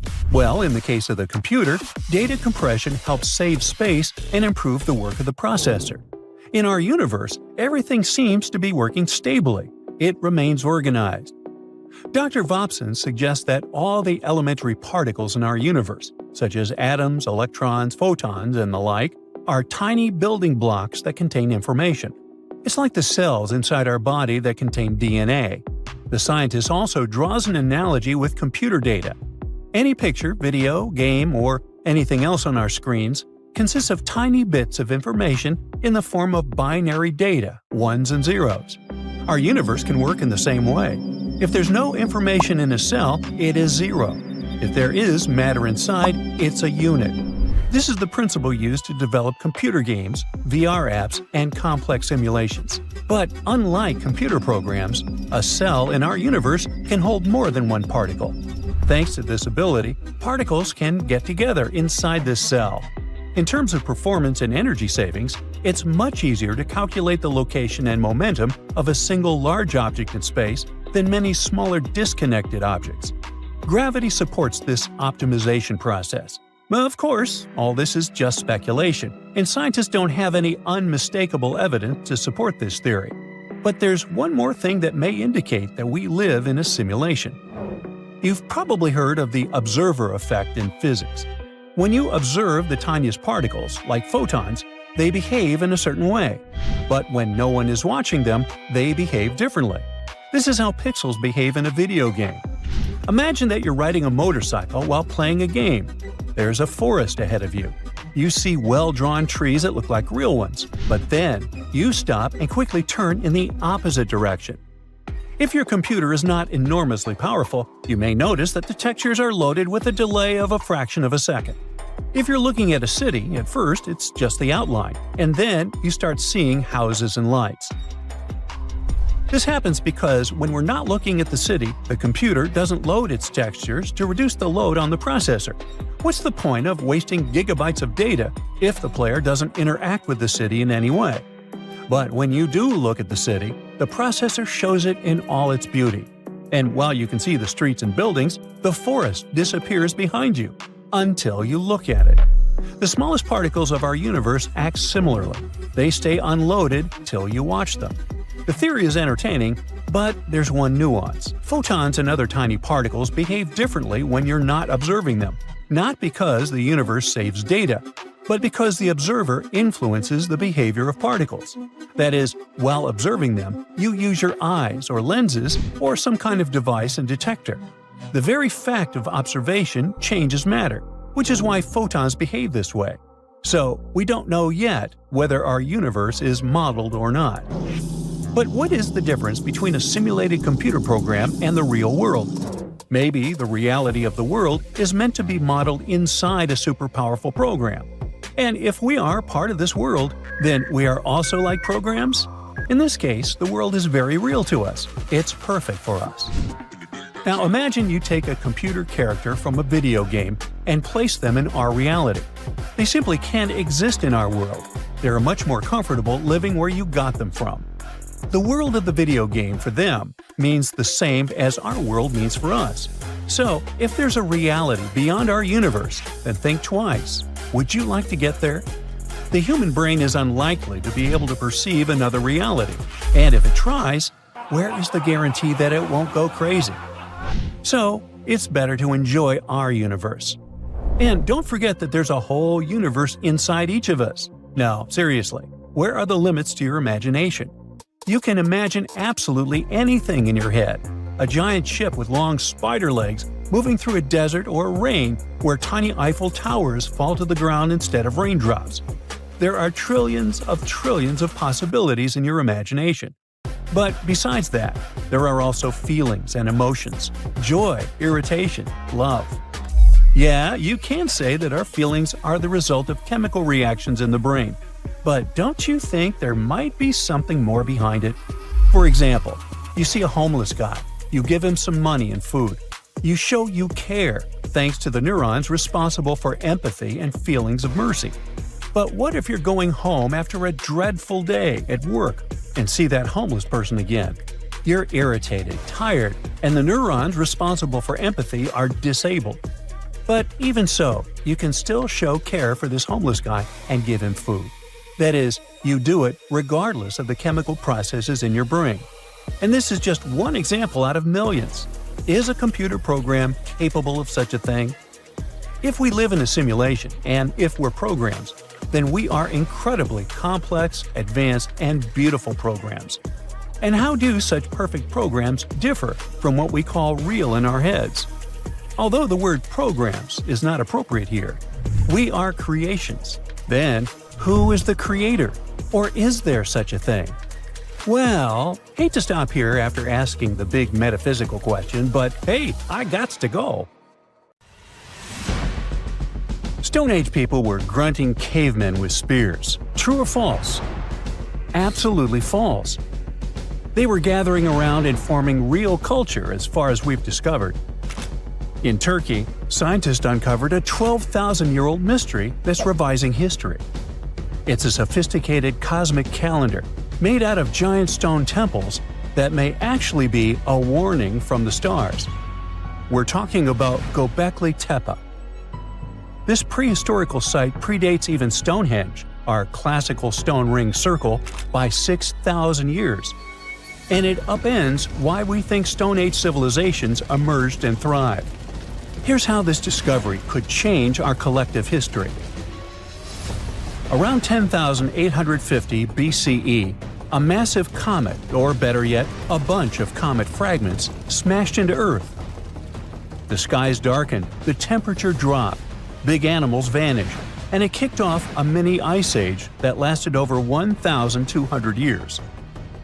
What's now a place called Gobekli Tepe was home to a group of humans who survived this entire chaotic event. After it happened, they started paying close attention to the sky. As a way of trying to control time a little bit more, they tracked the movements of the sun, the moon, the planets, and comets. This in turn led them to build a huge lunisolar calendar, the first one in the world. Now, if you were to tour around this classic Stone Age monument, you'd see that not all the stone pillars are blank. Some of them have carvings, like this main one with a bunch of V's on it. Turns out there are 365 V's, which scientists believe represent the days of the solar year. One of them, a V hanging on a bird's neck, is thought to mark a solar eclipse. Other pillars have dangerous animals carved on them, like foxes, lions, scorpions, vultures, twisting and crawling up the sides. Unlike typical Stone Age carvings, these weren't of edible animals like deer or sheep. One of the theories is that these drawings were symbolic. Some archaeologists believe they reflect the fears and chaos this civilization had lived through, a kind of collective attempt to make sense of a terrifying and unpredictable world. Archaeologist Danielle Stordour has highlighted the images of vultures, saying they represent the people who passed away. In some ancient cultures, vultures were believed to carry the souls of the deceased into another realm. She's seen similar symbols in ancient sites nearby. To understand why this all makes sense, we need to dig deeper into the real purpose of this site. Gobekli Tepe was discovered in 1994 by German archaeologist Klaus Schmidt, who realized that the hill in southeastern Turkey wasn't just another Neolithic mound. Underneath it, his team uncovered massive stone circles supported by pillars weighing up to 20 tons. Radiocarbon dating puts the site at around 12,000 years old, making it the oldest known ceremonial structure ever built. I mean, it predates the Egyptian pyramids by over 7,000 years. This discovery shocked the archaeological world. At the end of the Ice Age, humans were supposed to be nomadic, surviving off wild plants and animals, not building sacred complexes with symbolic art, and giving birth to what we now classify as civilization. We usually think civilization starts with farming, then villages, then crops. But this site suggests something more surprising. Early humans may have come together not to grow food, but to worship. Schmidt found no signs of homes, hearths, or permanent settlement, just stuff used for rituals and gatherings. This has led researchers to believe that spirituality and communal rituals came first and that farming followed. Because to build something this massive, you'd need hundreds of people working together, which in turn would have sparked the need for food, organization, and social structure. In other words, the temple came first, then the village, then the farm. Now, Gobekli Tepe isn't just stirring debate because it's old. It's because it seems too advanced for its time, and that's where the more controversial theories start to emerge. Some researchers believe the builders of Gobekli Tepe weren't simply primitive hunter-gatherers experimenting with stone tools.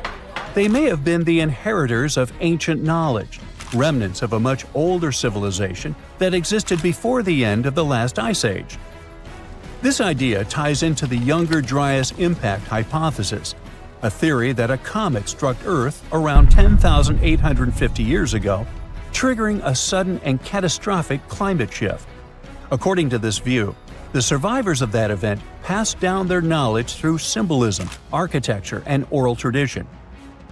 And Gobekli Tepe could be one of the earliest attempts to preserve that memory. Now, if that's true, then the carvings at this site, especially the animal symbols on the pillars, aren't just decorative. They could be astronomical codes, tracking constellations and celestial events.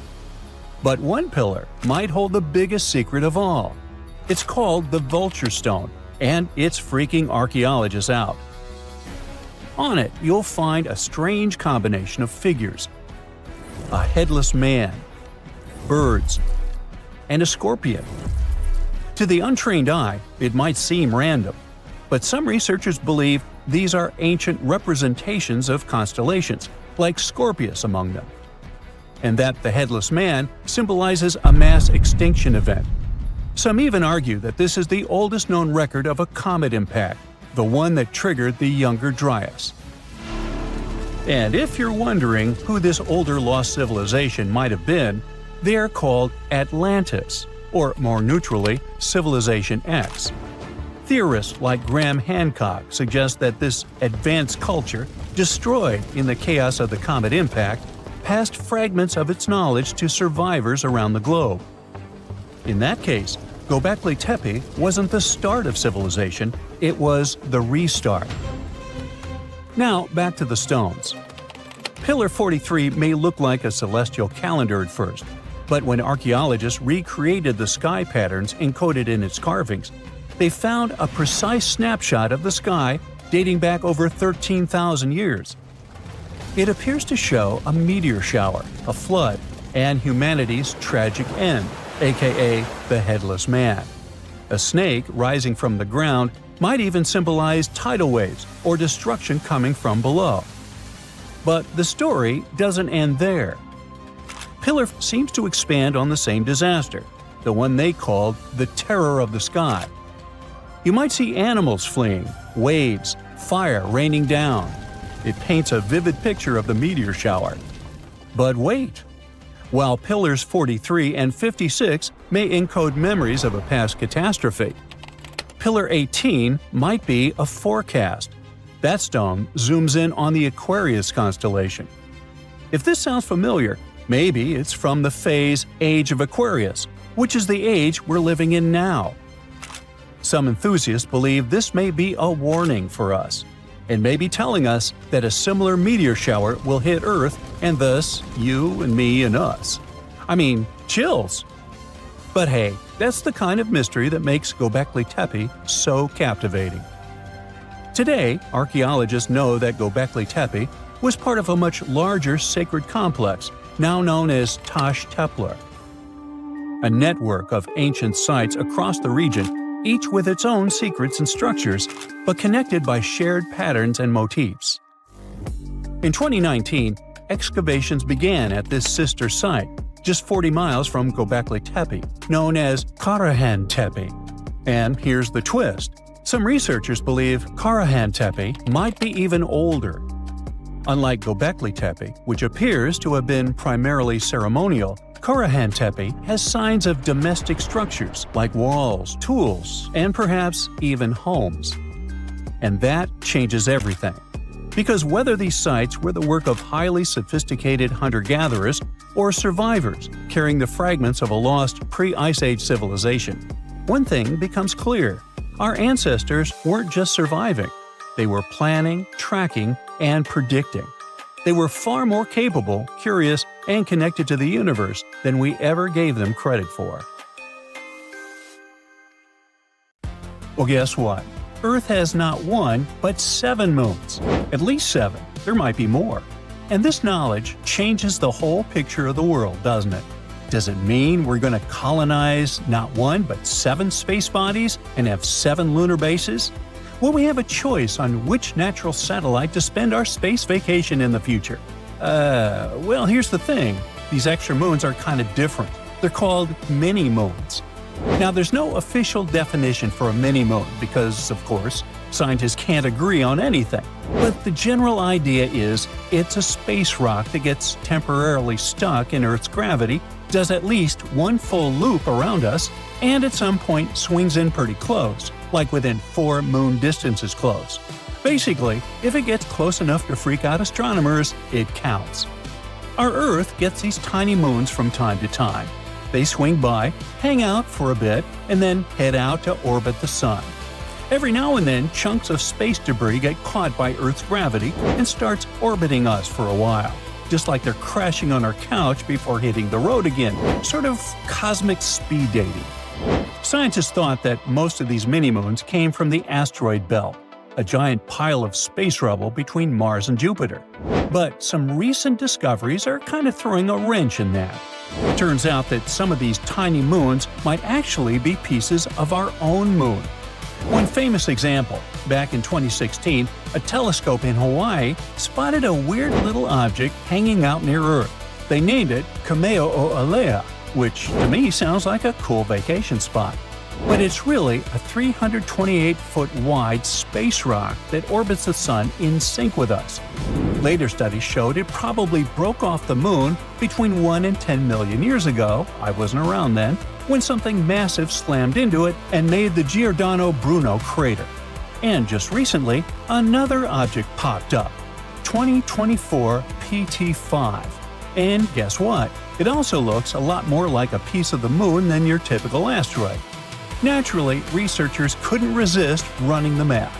One of them, Robert Jedicke, also known as the guy who's basically the mini-moon expert, and his team did several simulations to figure out how often moon chunks might end up orbiting Earth.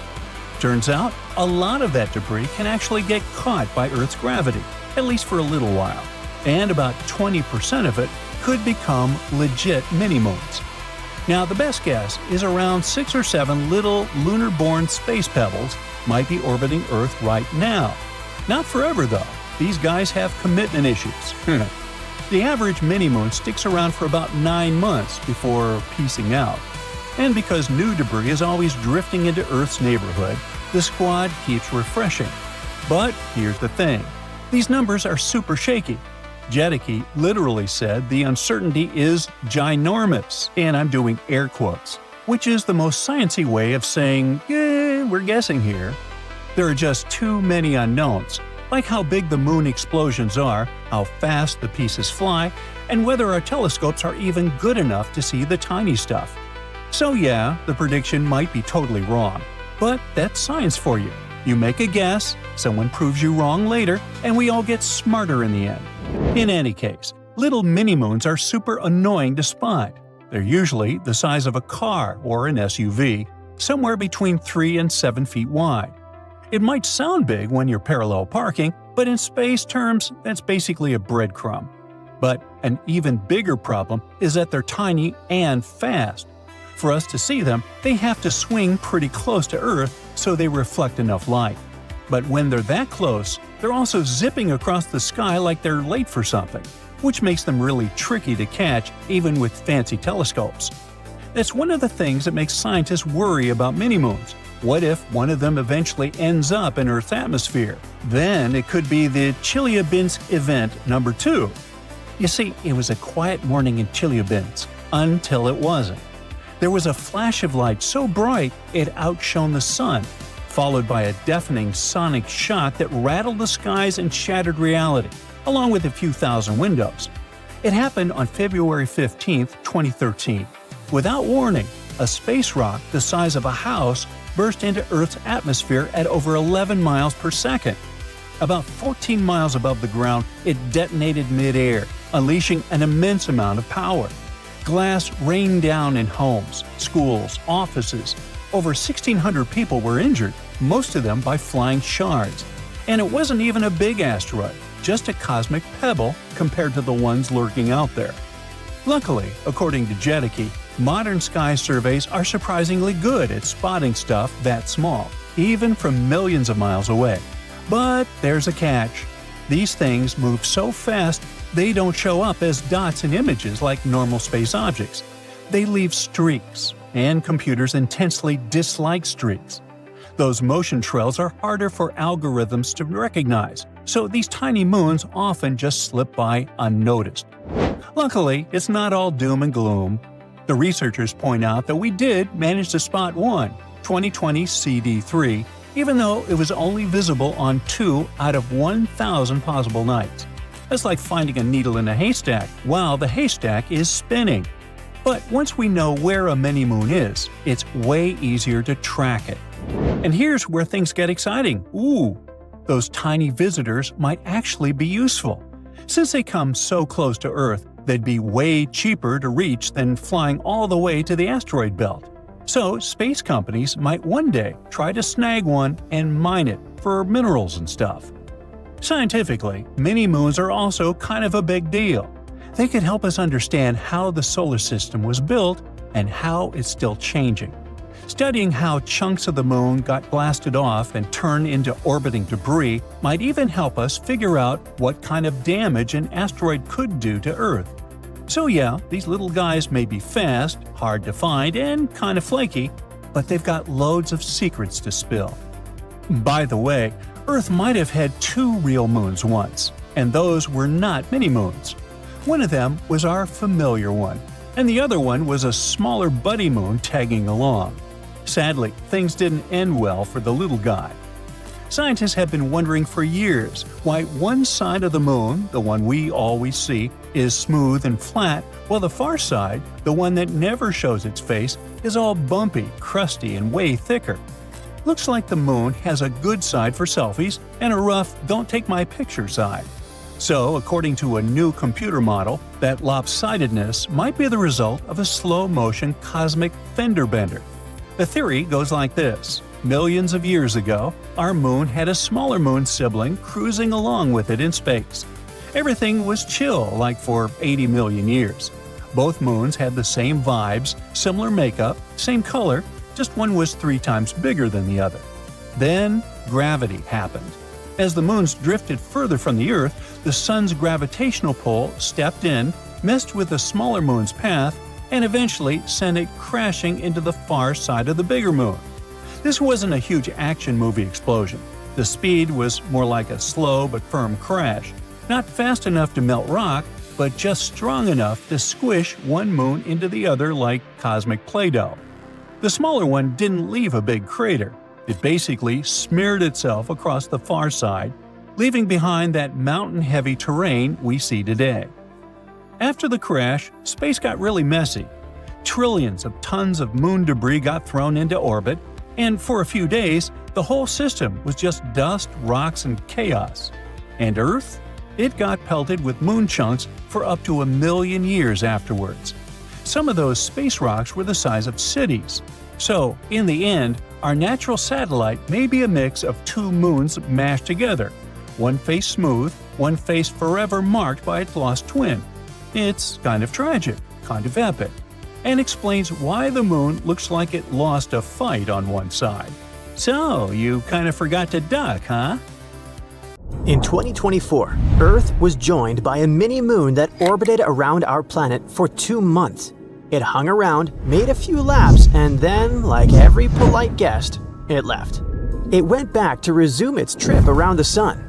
However, astronomers now say another rock has been tagging along with Earth not for weeks, but for 6 decades. It's rare and strange, now being classified as a quasi-moon. But what exactly does that mean? Is it like a backup satellite? Unlike our cool and mysterious moon that illuminates our nights and affects werewolves, a quasi-moon doesn't circle Earth. Instead, it orbits the Sun, but it does so almost in perfect sync with us, like a runner doing a marathon with you that keeps a similar pace. Space only seems calm. It's actually pretty chaotic. The Sun, the Moon, Earth, and even other planets are constantly tugging on each other and smaller objects like these rocks. Most asteroids can't hold this delicate balance for long. They either get nudged into a new orbit, pulled closer to Earth, or flung out into the vast reaches of space. That's why we're lucky to spot more than one or two at a time. Most just can't keep the balance. They belong to a bigger family called co-orbitals. In fact, astronomers group them into a few types based on how they move relative to Earth. But unlike the real moon, that's been our companion since the very beginning, these visitors don't stick around forever. Some hang with us for a few decades, others for centuries, before drifting away because the gravity of some other space object. Kinda like a dog running to your neighbor after smelling bacon. One other thing about quasi-moons is their size. Most are tiny, building-sized or even smaller. They're also so dim that they can hide in plain sight among stars. Still, they're important. By studying them, astronomers learn how small near-Earth objects move and how long they can stay caught in Earth's gravity. Quasi-moons are closer than other asteroids on the same path, and it would be easier to reach them. One day, they might be used as stepping stones in space exploration. Earth has had a few of these tag-alongs before. One of the most famous is 2016 HO3, nicknamed Earth's Constant Companion. It's only about 300 feet wide, but it's been keeping pace with us for nearly a century. Researchers say it might keep up for centuries more. But what about the most recently discovered one? The researchers named it 2025 PN7. Like we said, it's already been with us for 60 years and will likely stay for around 68 more. For a long time, it remained undiscovered because of its tiny size, only about 62 feet across, which is about the length of a bowling lane. This also answers the question of whether you could see it yourself if you knew where to look. Its backstory is a bit of a mystery. Astronomers haven't figured out its composition yet. Right now, all we know for sure is its trajectory. Some quasi-moons are just near-Earth asteroids that fell into a perfect orbit. Others seem like they could be chunks of the moon itself. For instance, there's another quasi-moon named Kamo'olaloa that reflects light in almost the same way as the lunar rocks we brought back during the Apollo missions. Because of that, some researchers think it might actually be leftover from a huge impact that happened long ago. There's also 2024 PT5, a temporary mini-moon from the end of last year. Tests showed that its surface looked like lunar basalt, suggesting it probably came from the moon. So how do these quasi-moons pull off their cosmic balancing act? That's because it's just an orbital illusion. Remember, PN7, like other quasi-moons, isn't actually circling our planet. To us, it looks like the rock is scribbling lazy loops around Earth's path, like doodles in space. Yet it never lags too much or gets too far. Astronomers call this a one-to-one resonance. In plain English, it makes a lap around the sun every time Earth does. Another fun question. If these fake moons are so close to Earth, why don't we just pull them in with our gravity? Especially since they're tiny and seem so near. That's because even though they belong to a group called near-Earth objects, quasi-moons are not that close. Our moon is hanging out about 239,000 miles away. These companions, though, are flying around the sun millions of miles out, way beyond Earth's gravitational pull. That pull exists within an area called the Hill sphere, which is where Earth's gravity is stronger than the sun's. Think of Earth's gravity as a bubble with a radius of about 1,000,000 miles. Anything inside can get caught, like the real moon. Step outside, and the sun takes over. This is exactly what happened to PT5, which was our legit satellite for 2 months in 2024. It dipped inside the Hill sphere, and Earth's gravity took over. Once it happened, this object became known as a mini-moon. But because it was small and moving fast, it eventually slipped back out of that bubble, and the sun's gravity pulled it away again. One other type of co-orbiter, aside from quasi-moons and mini-moons, is the so-called horseshoe orbiters. These space rocks don't stray far, but from Earth's point of view, they seem to swing ahead of us, slow down, then drift back behind, and repeat. It's like an undercover cop tailing you in traffic, but constantly switching lanes and doubling back so you don't notice the pattern. If you trace their motion from Earth, over time, it forms a giant horseshoe shape, hence the name. And these are just the main co-orbiters. There are actually more. Way ahead of us and way behind us in space, there are a few quirky rocks called Trojans. They're not just following right next to Earth like quasi-moons do. Instead, they found two special hiding spots. One 60 degrees in front of us and one 60 degrees behind. Imagine riding your bike and having a friend way ahead of you and another one way behind, both keeping the same speed. That's what Trojans do. Those spots are called Lagrange points, cozy hangout regions where the gravitational pulls from Earth and the Sun balance out perfectly. When they find themselves in one of those areas, they could be staying there for millions of years without drifting away. Jupiter, for example, has tons of these freeloaders. Earth has only a few. Then there are tadpole orbiters. Instead of sitting perfectly still in a Lagrange point, they wobble around it in lazy bean-shaped loops.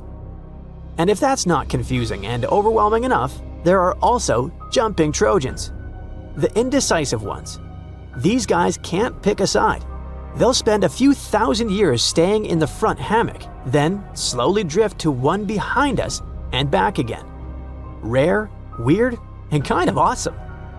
So even though Earth only has one big moon in the sky, we've actually got a whole gang of intrusive space tagalongs. Some loop, some trail, some hide in the corners. Now let's recap the superpowers of our moon. It can affect tides, slow down Earth's rotation, and even help stabilize our planet's tilt. Without the moon, our days would be shorter, our nights darker, and the seasons way more chaotic. The moon also acts like a giant shield, sweeping up or deflecting some space rocks that might otherwise smack into Earth. And let's not forget its cultural influence. It's been inspiring myths, calendars, love songs, and millions of melancholic walks in the middle of the night. Fake moons can't compete. However, they are important in their own way. Each new quasi-moon we find helps us understand how these little rocks survive in all that cosmic chaos. By learning about our environment, we also learn something about ourselves. They sharpen our detection skills and help us improve our models. So while they'll never shine in the night sky, they still play a quiet role in helping us understand our quirky cosmic neighborhood. Well, here you are, on a week-long trek through the Himalayas. You're exhausted, the cold is cutting through to your bones, and suddenly, you stumble upon a human skeleton near a lake. You look around, and there are dozens, maybe even hundreds of bones scattered across the ground. Well, guess what? This really happened in 1942 with an Indian forest official. Since this chilling discovery, researchers have been trying to figure out how so many people lost their lives in such a remote, isolated spot. So, what happened up there? We're talking about Rupkund, a lake sitting at over 16,000 feet in the Himalayas. But it's not just known by that name. People also call it Mystery Lake, or even more bizarrely, the Skeleton Lake. This place is remote, I mean really remote.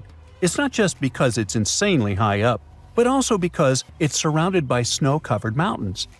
Now, if you're planning to go there, make sure you have some solid hiking shoes. It's a week-long trek covering more than 30 miles of tough, rugged terrain. Along the way, you'll pass through all kinds of challenging landscapes, moss-covered oak forests, misty fields with an eerie vibe, and up at the top, snow. The highest point of the trek is a knife-edge ridge called Junargali. Just below that lies Rupkund. The closer you get to the lake, the darker the atmosphere feels. And on the ground, you can find human skeletons scattered around, belonging to more than 300 people. Along with them, there were things like wooden artifacts, leather slippers, and rings. Okay, so something really macabre happened here. But what? Well, we have three main theories. Theory number one, the local legend. According to this story, a long time ago, a king named Raja Justival went on a pilgrimage deep into the Himalayas to reach a sacred mountain temple. He brought his pregnant queen, Rani Balumpa, along with a group of servants, dancers, and others. While they were up in the mountains, a massive hailstorm hit, or as the legend goes, an angry deity started hurling iron balls from the sky. Either way, the storm was brutal, and they had nowhere to take shelter. In the end, they all lost their lives near the lake. Theory number 2, an escape route. Some say the remains belong to Indian soldiers who tried to invade a foreign territory back in 1841, but they were defeated. Over 70 of them were forced to make their way back home through the Himalayas, and they met a tragic end along the way. Theory number 3, a mass grave. This theory suggests that some kind of widespread health issue hit the group. They were all buried there, in isolation, to prevent the disease from spreading. In this case, Rupkund Lake and its surroundings would basically be a cold, remote cemetery. Now, do you know what all these theories have in common? They all assume that the skeletons belong to a single group of people who died in one catastrophic event. But then science came along and things got way creepier. In 2019, 28 scientists from institutions in the US, India, and Germany teamed up for 5 years to figure out what the heck happened up there. They studied the remains of 38 individuals, 23 men and 15 women. And right there, we can already toss out theory number 2. That's important because if these people had been soldiers on a military mission, you would expect most, if not all of them, to be men. Armies in the past were almost entirely male. But here, there were just too many women for that to make sense. And on top of that, no signs of combat or military gear were found at all. After a genetic analysis, researchers noticed that the individuals weren't part of the same family, at least not by blood, like third-degree relatives or closer. And most importantly, they were mostly healthy. These two facts help rule out theory number 3. It probably wasn't some kind of highly contagious health problem. But the most shocking part is that these skeletons didn't belong to just one single group. They actually came from 3 distinct groups. The first group had ancestry that falls within the range of present-day South Asians, basically from the regions that are now India, Pakistan, and Nepal. The second group had ancestry typical of Eastern Mediterranean, just like people from today's Greece, or more specifically from Crete. And they also identified one individual with Southeast Asian related ancestry. The dating also shows that these remains weren't deposited at the same time. In other words, groups 1 and 2 didn't live during the same period. Their deaths were actually spread out over as much as 1,000 years. Oh great, now theory number 1 is out the window too. After all, the studies can confirm that these people passed away in at least 2 separate tragic events. According to the researchers, there is a possible clue about where at least some of the people with South Asian ancestry might have come from, or why they were even up there in the first place. Rupkund Lake isn't part of any major trade route or anything like that, but it is along the path of a pilgrimage called the Nanda Devi Raj Jat. It still happens today, once every 12 years, where people hike through the mountains for worship and celebration. Now, the written records of this pilgrimage only show up around the late 1800s, but there are inscriptions in nearby temples that go way back, like to the 8th or 10th century. So, it's possible the tradition started much earlier, and maybe some of these people passed away during one of those early pilgrimages, due to a heavy storm or some other natural disaster. Okay, but how do we explain the group that came from Greece? Well, that's definitely more puzzling.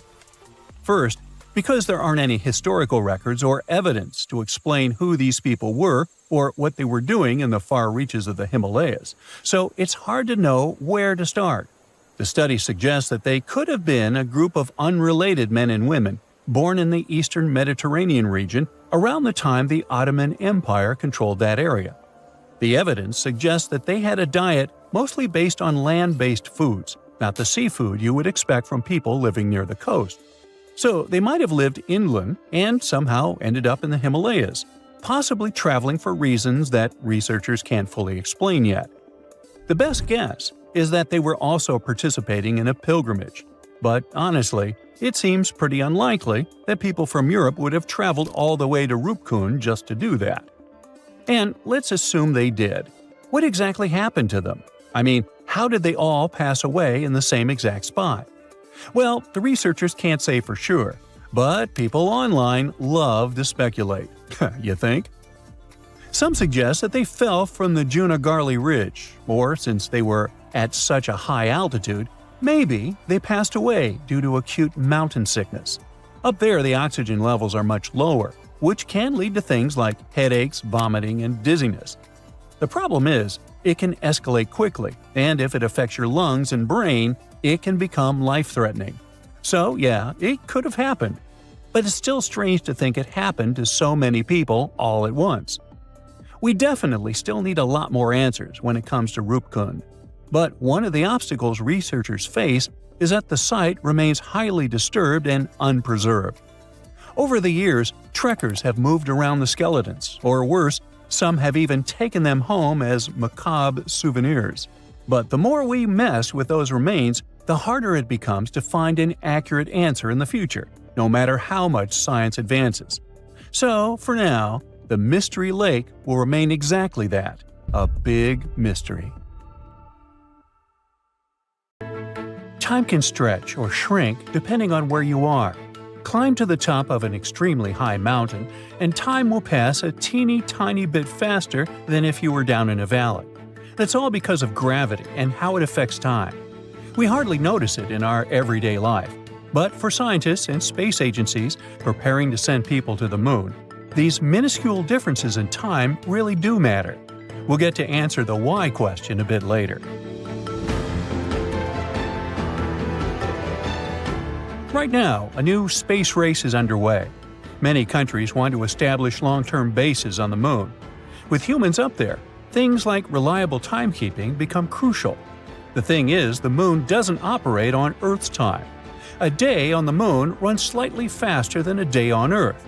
The difference is about 56 microseconds, and it seems insignificant. But over time, even such a difference can add up, creating bigger issues. So, to keep lunar missions running smoothly and prevent things from drifting out of sync, NASA and scientists around the world are now dealing with a tricky challenge, creating an entirely new lunar timescale. NASA is supposed to start using it by 2026. It's the same year they hope to send astronauts back to the moon for the first time in 50 years. But this new timescale is not just a moon time zone. It's actually an entire system that will adjust for the moon's faster time and keep everything synchronized with Earth's time systems. Only in this case will missions be able to run smoothly. You see, on Earth our timekeeping is already surprisingly complicated. It might seem like time should be a straightforward concept, but keeping accurate time is actually a precise science, especially when you consider how much timekeeping affects our daily lives. So, to keep global time coordinated, scientists rely on something called Coordinated Universal Time, also known as UTC. This global time standard is based on ultra-precise atomic clocks that scientists place in separate locations all over the world.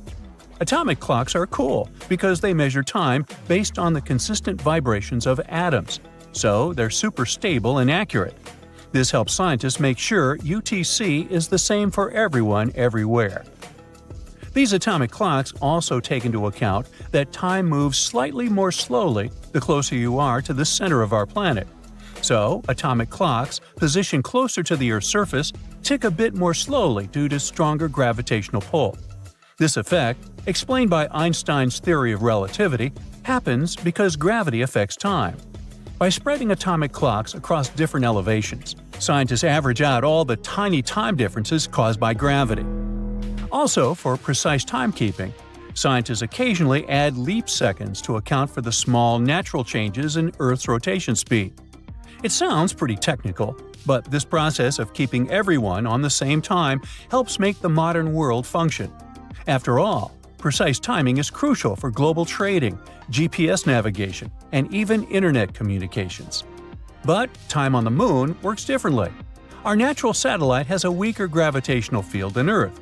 That's why clocks on the moon tick a bit faster. This difference means that lunar clocks are very likely to slowly drift away from Earth clocks if there's no correction. It can lead to big problems when astronauts need to keep in close contact with Earth or navigate around the lunar surface. NASA's solution is something called a lunar time scale. Scientists aren't going to adjust moon clocks to match Earth exactly. Instead, they want to establish a unique system that measures lunar time accurately, but is also easy to convert back to Earth time. Think of it as creating a whole new framework just for the moon. To make this lunar time system work, NASA is cooperating with international colleagues like the European Space Agency. Together, they're setting up what they call LunaNet.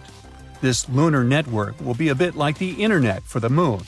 It'll make sure all the lunar clocks work together and align with Earth-based time. Just like how atomic clocks around the world coordinate for UTC on Earth, clocks on the moon will be part of this larger LunaNet network. Now, scientists are pretty experienced when it comes to managing time in space. Global Positioning System satellites, which orbit Earth about 12,550 miles high, have atomic clocks on board.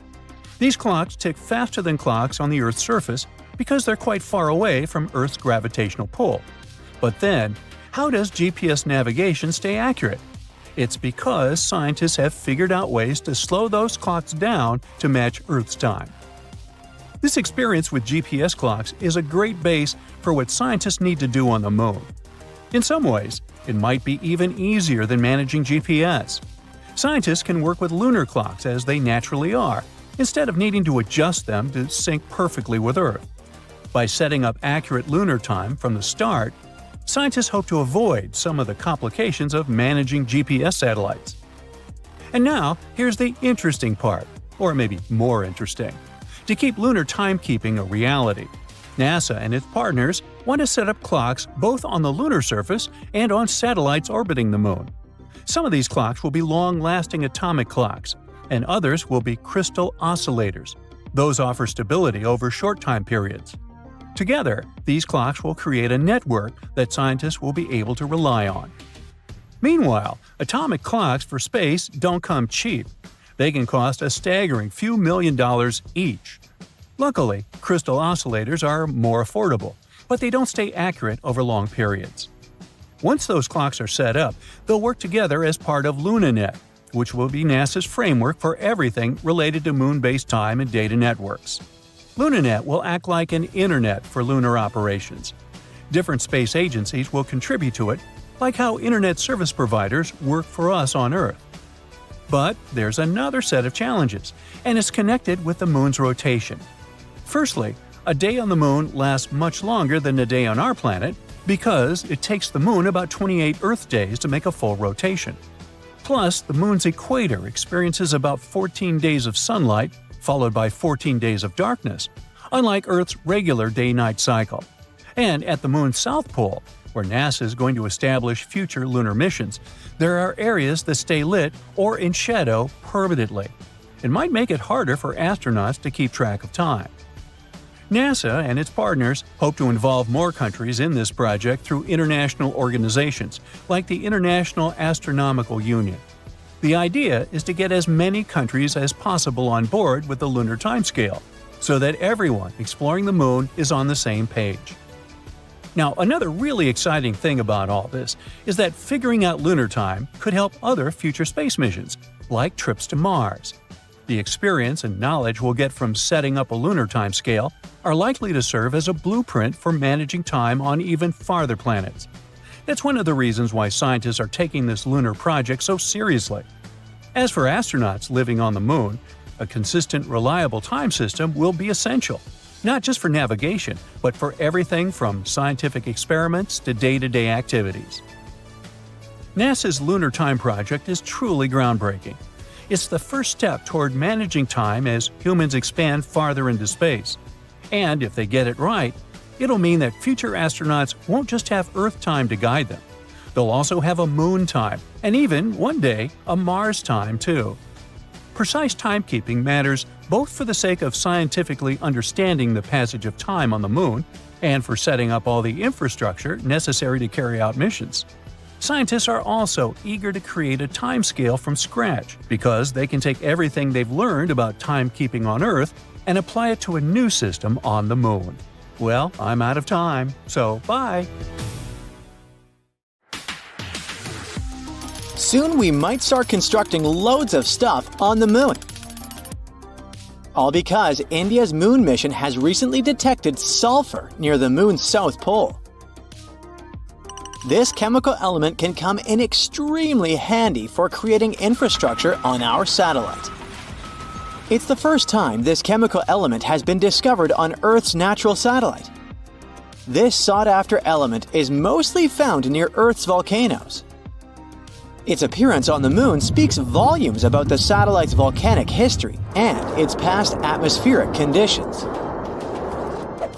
The mission's rover detected this chemical element less than a week after touching down around 70 degrees from the Moon's south pole on the 23rd of August, 2023.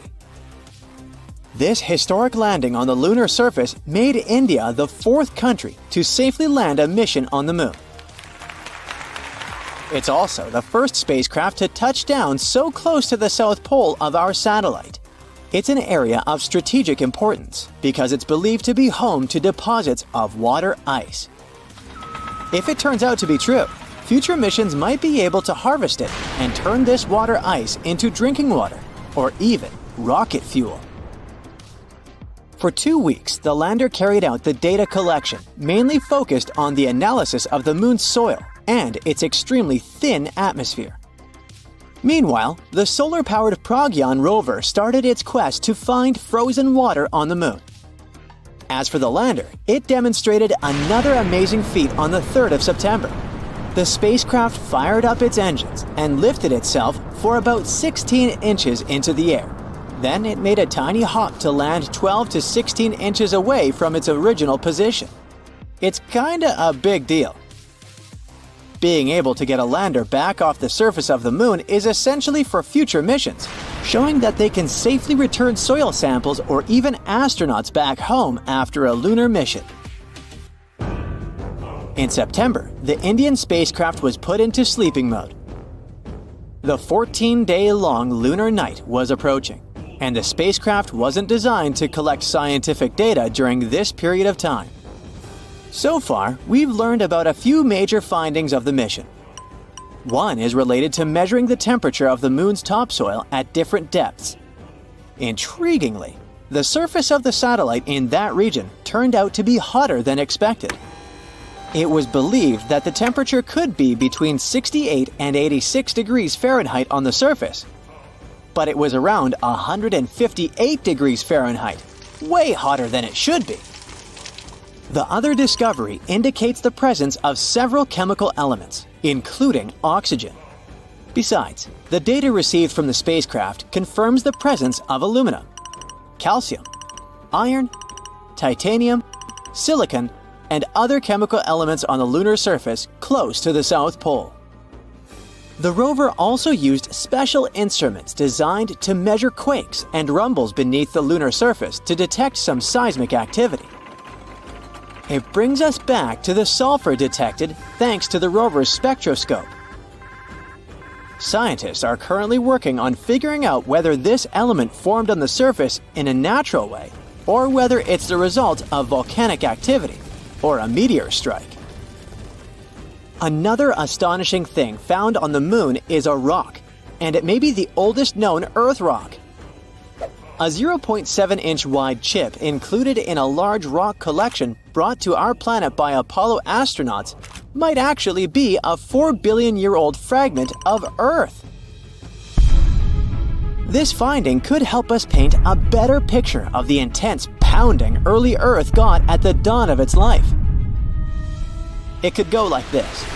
Soon after the rock formed, an asteroid impact might have blasted it from Earth. At that time, our planet's satellite was 3 times closer to Earth than it is today. The collision was so powerful that this chunk of terrestrial rock found its way to the Moon. Later, this fragment got engulfed in a lunar breccia, a motley kind of rock. Eventually, the rock was brought back home to Earth by Apollo 14 astronauts. Even though scientists had found meteorites coming from Mars and the Moon before, it was the first time a rock from the Moon turned out to be a terrestrial meteorite. They also found out that the rock had formed in a water-rich environment at temperatures and pressures corresponding to those at around 12 miles beneath the surface of our planet. In 2019, China's Chang'e 4 mission made history by landing on the far side of the Moon. The mission's rover helped researchers visualize structures hidden deep below the surface of the satellite, revealing billions of years of lunar history. The Yutu-2 rover made this discovery with the help of its lunar-penetrating radar. It imaged deep into the Moon's surface and listened to echoes of sound bouncing back off structures hidden from view under the surface of the Moon. It turned out those structures were resting at depths of almost 1,000 feet. The research suggests that the first 130 feet under the surface are made up of layers of dust, soil, and rocks. The instruments also discovered a concealed crater that must have formed after a large object slammed into the Moon's surface. Long, long ago, ancient lava was likely to be flowing deep underground. Researchers believe that the broken rocks around the formation might be debris produced by the impact. They also found that the volcanic rock layers were thinner the closer they were to the surface. Such a thickness variation of lava flows might mean a decrease in the number and magnitude of eruptions over time. So, lunar volcanic activity gradually dwindled since the Moon's formation around 4.5 billion years ago. On the far side of the Moon, there is one of the largest and oldest impact craters in our solar system, the South Pole-Aitken basin. Unfortunately, from Earth, you can only see its outer rim, which looks like a huge chain of mountains. It's a ginormous 8-mile deep dent, stretching for more than 1,500 miles in diameter and covering 1/4 of the Moon's surface. Astronomers are sure that this crater appeared when an asteroid collided with the Moon around 4 billion years ago. And now, look at this gigantic chunk of metal the size of 4 states of Connecticut. As for its weight in pounds, it's enough to say that the number contains 18 zeros. This mysterious mass is hidden about 180 miles under the Moon's surface, somewhere in the middle of the South Pole-Aitken basin. It was discovered when GRAIL, which stands for NASA's Gravity Recovery and Interior Laboratory mission, gathered data about our natural satellite. When examining this information, scientists noticed that in one place on the Moon's surface, there was a weird change in gravity. After researching this phenomenon, they concluded that something mysterious was weighing down the basin floor there. So far, researchers haven't figured out the origin of the bizarre lump, but there are several theories. One of them claims that the finding is a chunk of dense oxide, which appeared when the Moon was just taking its shape. At that time, the satellite was still covered with ancient oceans of magma, and the lump could be formed at the final stages of its cooling.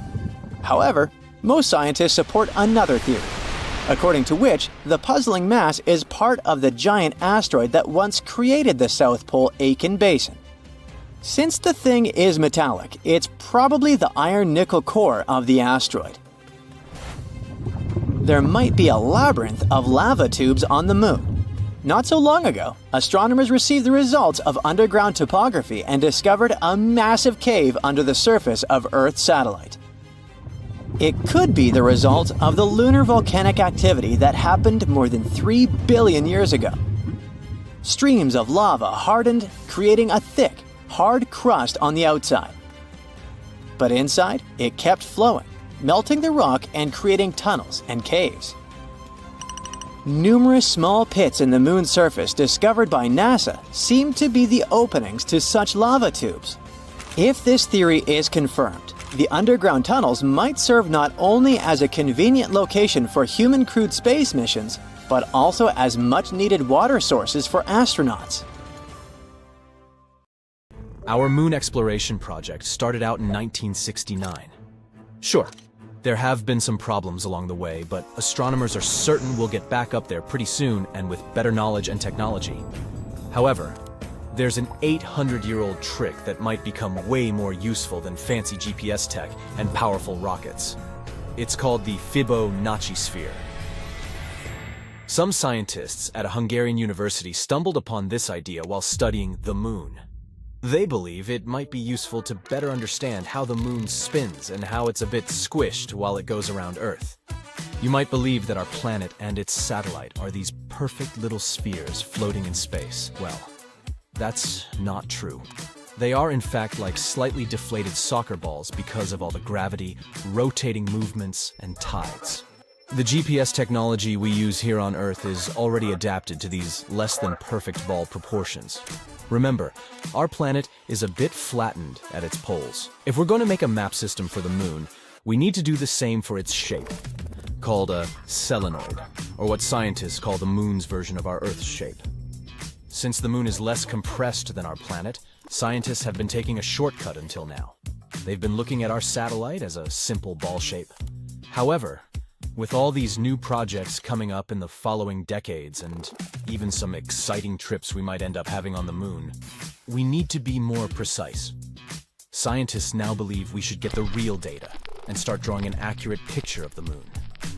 Here's where the Fibonacci sphere comes in handy. It's a clever solution that's been used by mathematicians to spread points out evenly on a ball. Scientists recently used it to map around 100,000 spots on the moon using data previously collected by NASA. And what they found was crucial for our understanding of the moon's shape. For instance, we now know that our satellite's poles are about 0.3 miles closer to the center compared to the moon's equator. Sure, it might seem like a tiny detail, but if we adjust our GPS software accordingly before we land on the moon again, it might save us from getting lost up there. This level of math hasn't been done since the 60s for the moon, but we already know it works wonders here at home, so it only makes scientists better prepared for future missions. This isn't the first time people have used Fibonacci's findings to come up with clever solutions. We've also seen it put to work in finance, agriculture, and in computer science. Let's see where it all came from. Legend has it that the Italian mathematician Fibonacci wasn't really that interested in mathematical sequences at first, but rather in rabbits? So, he came up with this interesting puzzle. What happens if you place a pair of rabbits in a certain space for a year? He also set some theoretical rules. For starters, all those bunnies come in boy-girl pairs, and they can start reproducing after just a month. Each month, each bunny pair adds one more pair of bunny offspring. The last rule was that all bunnies would be invincible for the year. Doing the math, he got this series of numbers. 1, 1, 2, 3, 5, 8, and so on. If you look at this series again, you'll notice that every number is the sum of the two before it. The first two, that's your starting bunny pair. Next, you'll see the number 2, which is the first pair and their first offspring pair. Word caught on about this interesting sequence, and math lovers began studying it more closely. They started seeing this pattern very often in nature, like in how leaves grow on a plant or how seeds arrange on sunflowers. There's even a little experiment you can do to check it out. Start by grabbing some paper and a pen. Try drawing the Fibonacci spiral. Start with a tiny circle, then go bigger and bigger using those Fibonacci numbers. The first circle should just be a tiny dot on the paper, or the equivalent of 0. Next circle, 1 unit. Another circle, still 1 unit. Keep it going and you'll see that the circles form this spiral pattern. Even as it continues to grow, it keeps its shape. You might have also stumbled upon the Fibonacci spiral as a symbol of hypnosis. In all fairness, there's little evidence you can confuse someone by making them stare into a spiral for a while. But its effects on our focus and our optic nerves can't be ignored. After you've stared at a spinning spiral, you might see how objects get smaller or bigger depending on the direction of the swirl. It's easy to understand why some experience this sensation as hypnotizing. This interesting series of numbers appears in our day-to-day lives, even if we don't notice it. It can also be used in more practical instances, like converting miles to kilometers. Let's look at the series 1, 2, 3, 5, 8. 13. Pick any two numbers side by side. Say 13 and 21. Do the calculations and you'll notice that 13 miles is about 21 kilometers. Same with 34 and 55. Music and math might not seem like they're connected. But if you had asked the great Mozart, he probably wouldn't have agreed. It seems he was very passionate about numbers from early on in his career.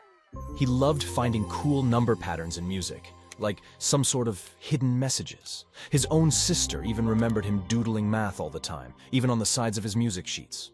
Some scholars believe he might have even played around with the Fibonacci numbers. If that's really the case, then he might have used the ration to balance out parts of his tunes. What about other types of art? Well, it's also said that Leonardo da Vinci used the golden ratio in his masterpieces, like the Vitruvian Man and the Mona Lisa. Also, when it comes to great pieces of architecture, the Parthenon might have used this pattern too. Anytime you see buildings with columns spaced just right, you can be certain that's where the builders drew inspiration from. The Great Pyramid of Giza is another great example. There's no official record to prove it, but the pyramid's shape is so close to the golden ratio that it's kind of obvious. You'll also see this pattern appearing naturally in our environment. Go out in our garden and check to see if you have any pine cones lying around. See those scales? They're set up in a pattern according to the Fibonacci sphere.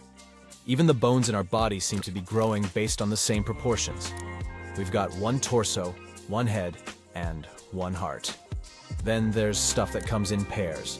Our arms, legs, eyes, and ears, for instance.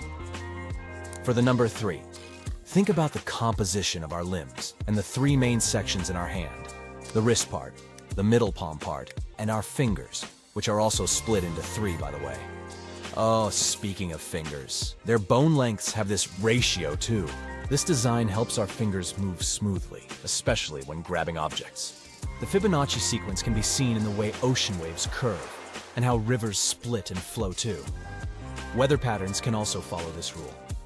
Some whirlpools and hurricanes form and spread out in the same way the Fibonacci spiral does. Zoom out, and you'll see that spirals aren't just found here on Earth. They're also everywhere in space, and it isn't random. Most galaxies, including our Milky Way, are spirals. Think of it like this. Generally, stars in a young galaxy don't all appear at once.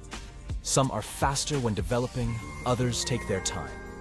This makes gravity pull in different ways, making the young galaxy spin like a disk. As it spins, different levels of gravity stretch it into getting these spiral arms. On the flip side, if all the stars in a young galaxy appear at the same time, gravity just smushes it all into an egg shape.